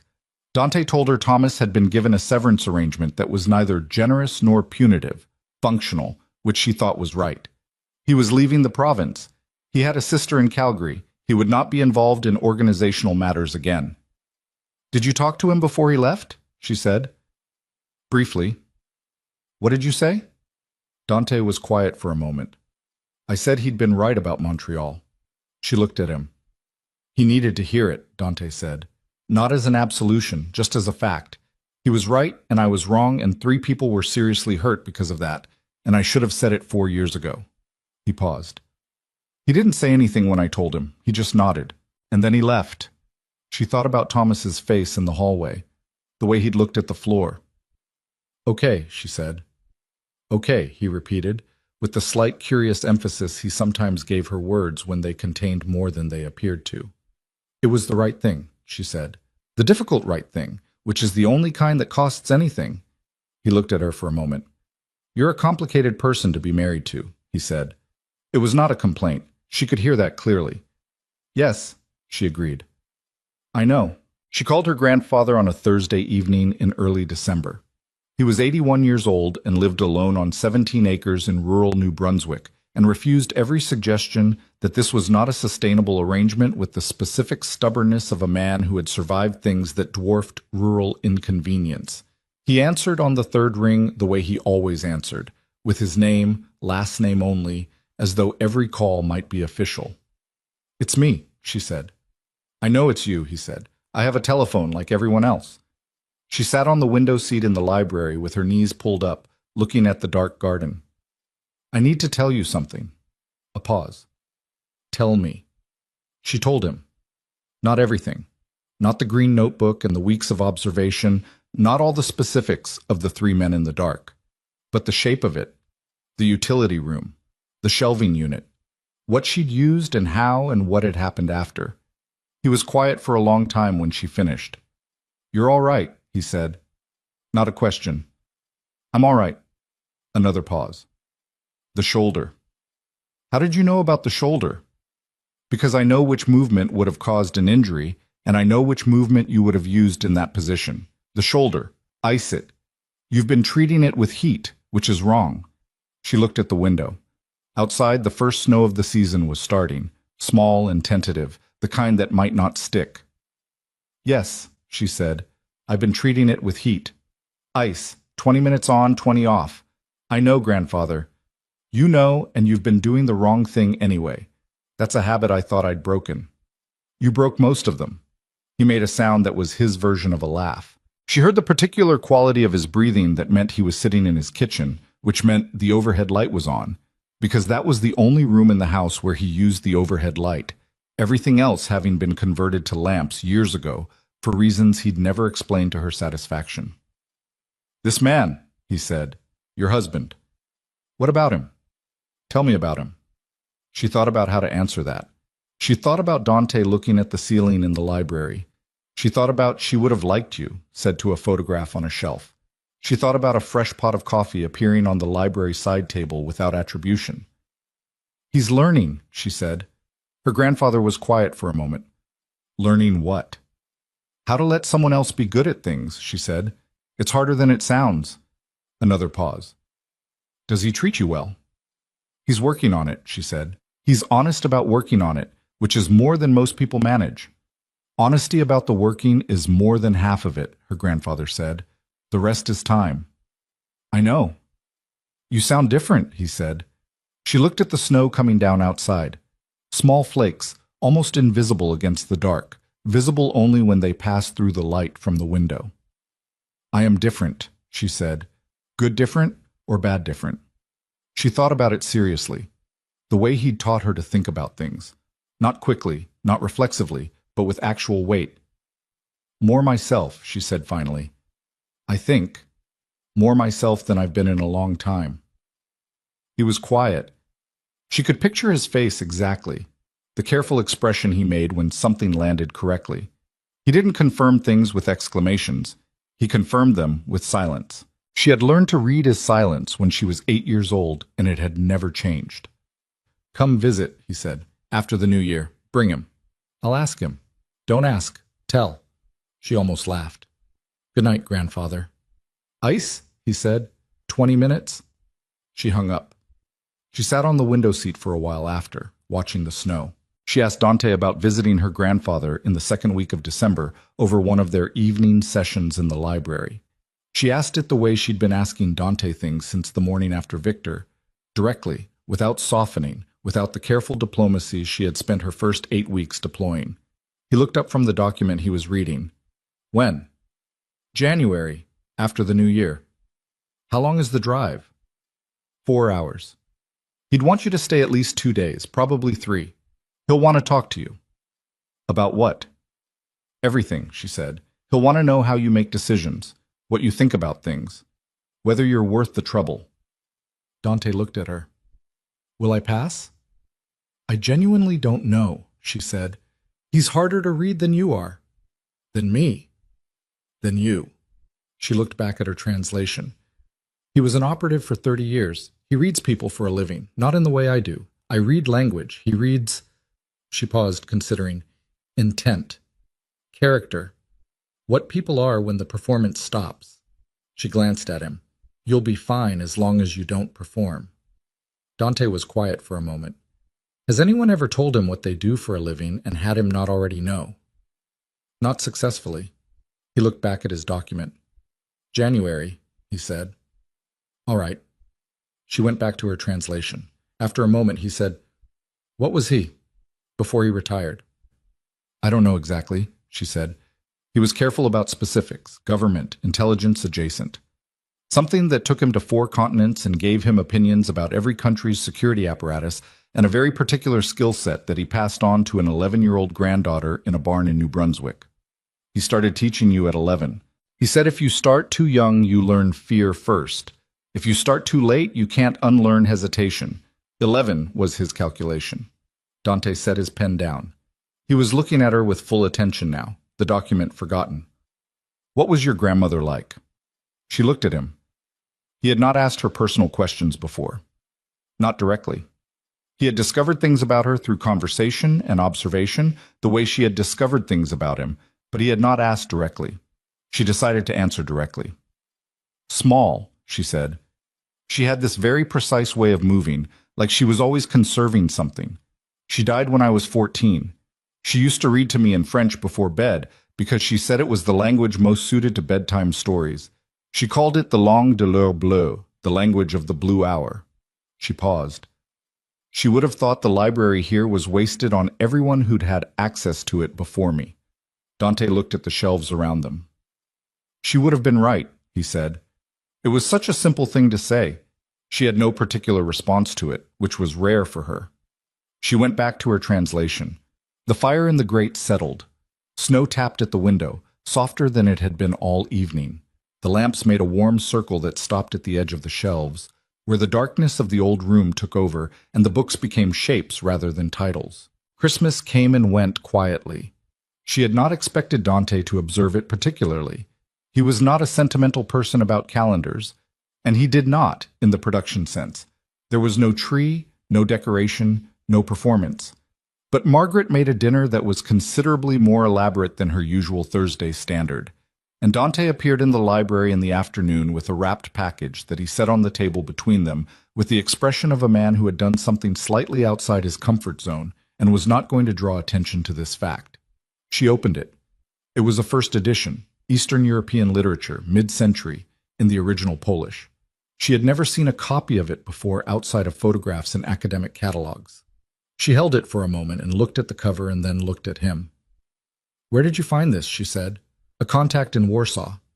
He said it simply, matter of fact. "It took some time."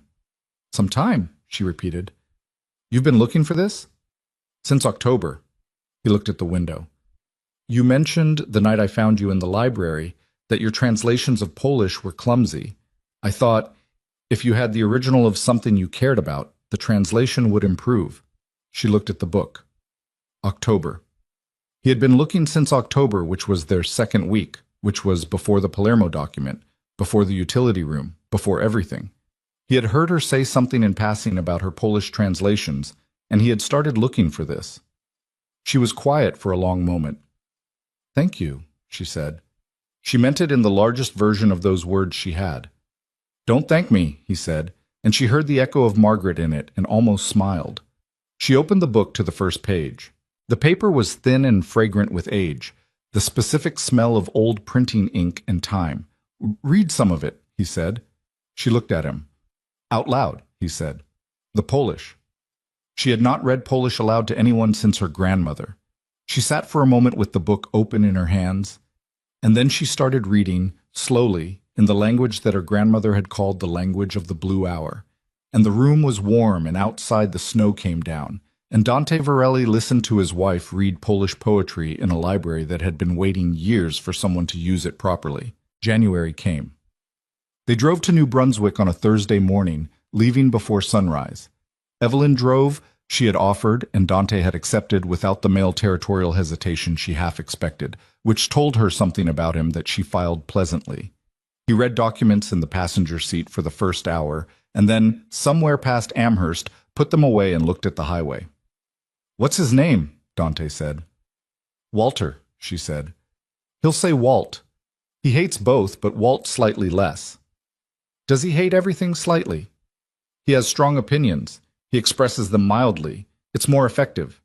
She kept her eyes on the road. "He's going to offer you tea and then ask if you want something stronger. Say yes to the tea.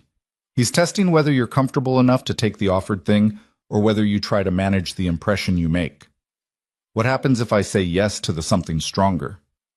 You fail the test and he spends the rest of the visit assessing what else you're performing.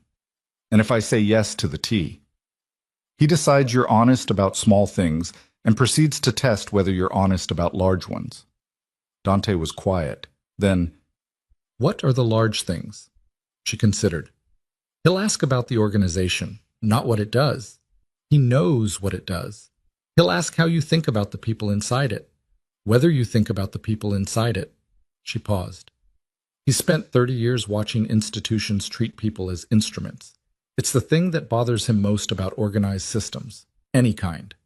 Dante looked at the highway for a while. "Thomas," he said. "What about Thomas?" "He'll want to know what I did with Thomas." "Yes." "And what I say will tell him whether I think about people as instruments." "Yes." I was quiet again. She didn't fill the silence. She had learned his silences well enough now to know the difference between the ones that were processing and the ones that were closed and the ones that were open, that were actually invitations, wordless, to say something or not say something depending on what she decided. This one was processing. She let it run. "What did you tell him about me?" Dante said. "When you called him in November?" "I told him you were learning how to let someone else be good at things." "That's all?" "That's everything," she said. He understood it. They drove through the morning, through small towns that woke up slowly in the January cold, through forests that were dense and dark, and holding their snow heavily on branch and branch. The sky went from black to gray to a thin, cold blue that was specific to January in this part of the world, a blue that had no warmth in it but was honest about what it was. "Evelyn," Dante said, somewhere in the last hour. "Yes." "Last night, in the library." She waited. "I've been thinking about what this is," he said, "what it's become." He looked at the road. "I don't want it to be an arrangement anymore. I want to be—" He stopped, pressed his mouth together. The expression of a man who does not find articulation easy and is choosing to do it anyway, which she recognized as the more significant of those two facts. I want to be in this. Actually, in it, not managing it from a distance and calling that enough. She drove. The highway stretched out ahead, straight and gray-white. It stopped being an arrangement a while ago, she said. I know. But I want you to know I know. She looked at the road. The trees. The thin, cold January blue overhead. I know you know, she said quietly. He reached over and put his hand on the gear shift, and she moved her hand from the wheel and put it over his, and they drove like that through the last hour of New Brunswick winter without talking, and it was not a silence that needed filling.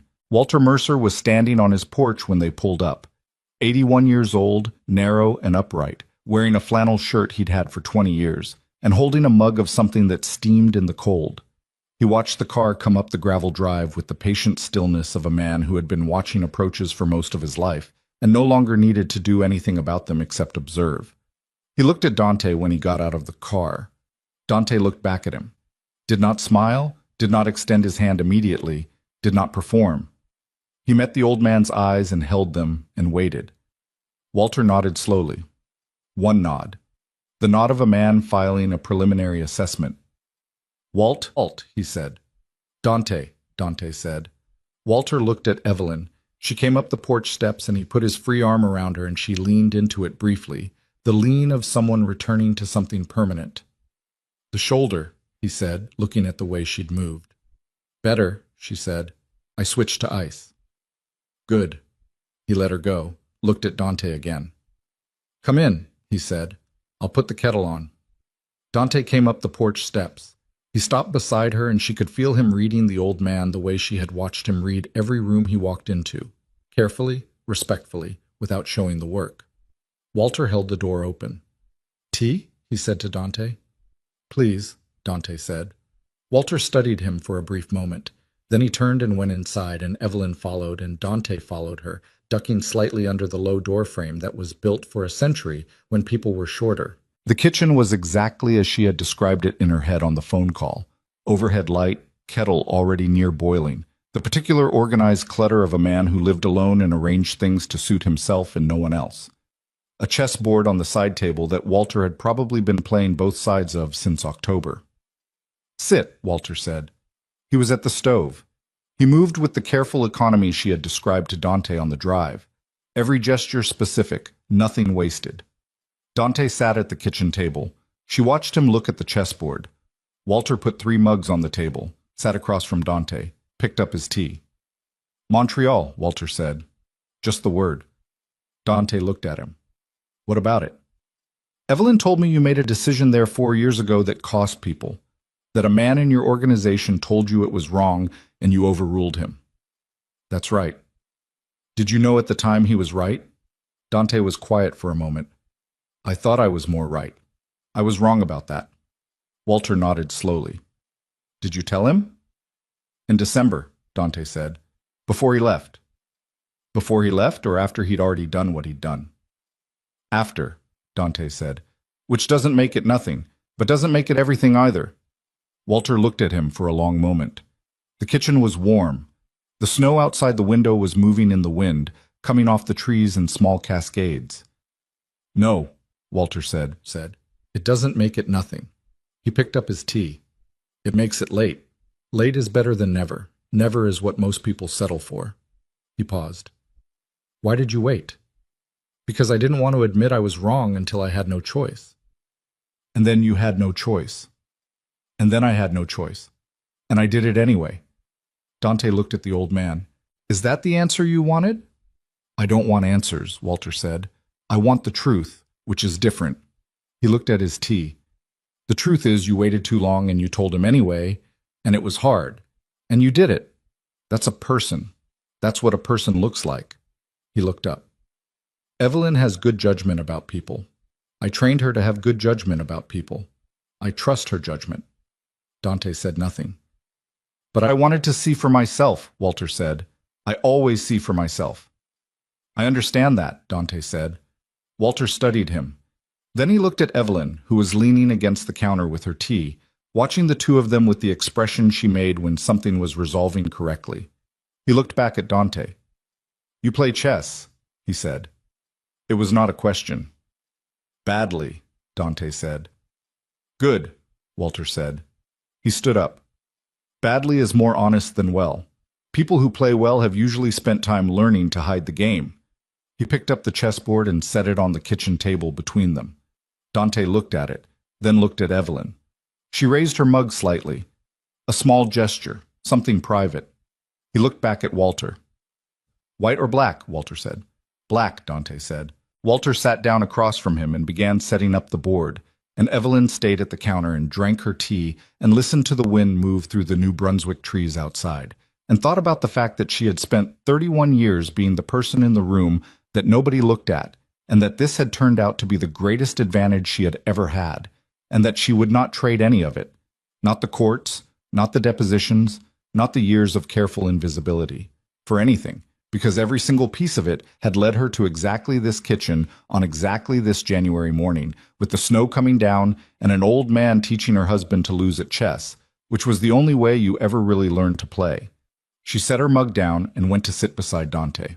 Walter glanced at her. Something in his face, beneath the economy, beneath the 30 years of practiced unreadability, shifted briefly into something warmer than anything he showed anyone else. She saw it because she had been reading his face her entire life, and she knew every version of it. She gave him the same small nod he had given Dante on the porch. He looked back at the board. Your move, he said to Dante. Outside, the snow kept coming down on the New Brunswick trees, covering everything that had been, making the ground clean and white and ready, the way January always did, the way it always had, indifferent to the specific lives being lived inside the warm, lighted houses beneath it, and patient in the way that only permanent things are patient, waiting for spring.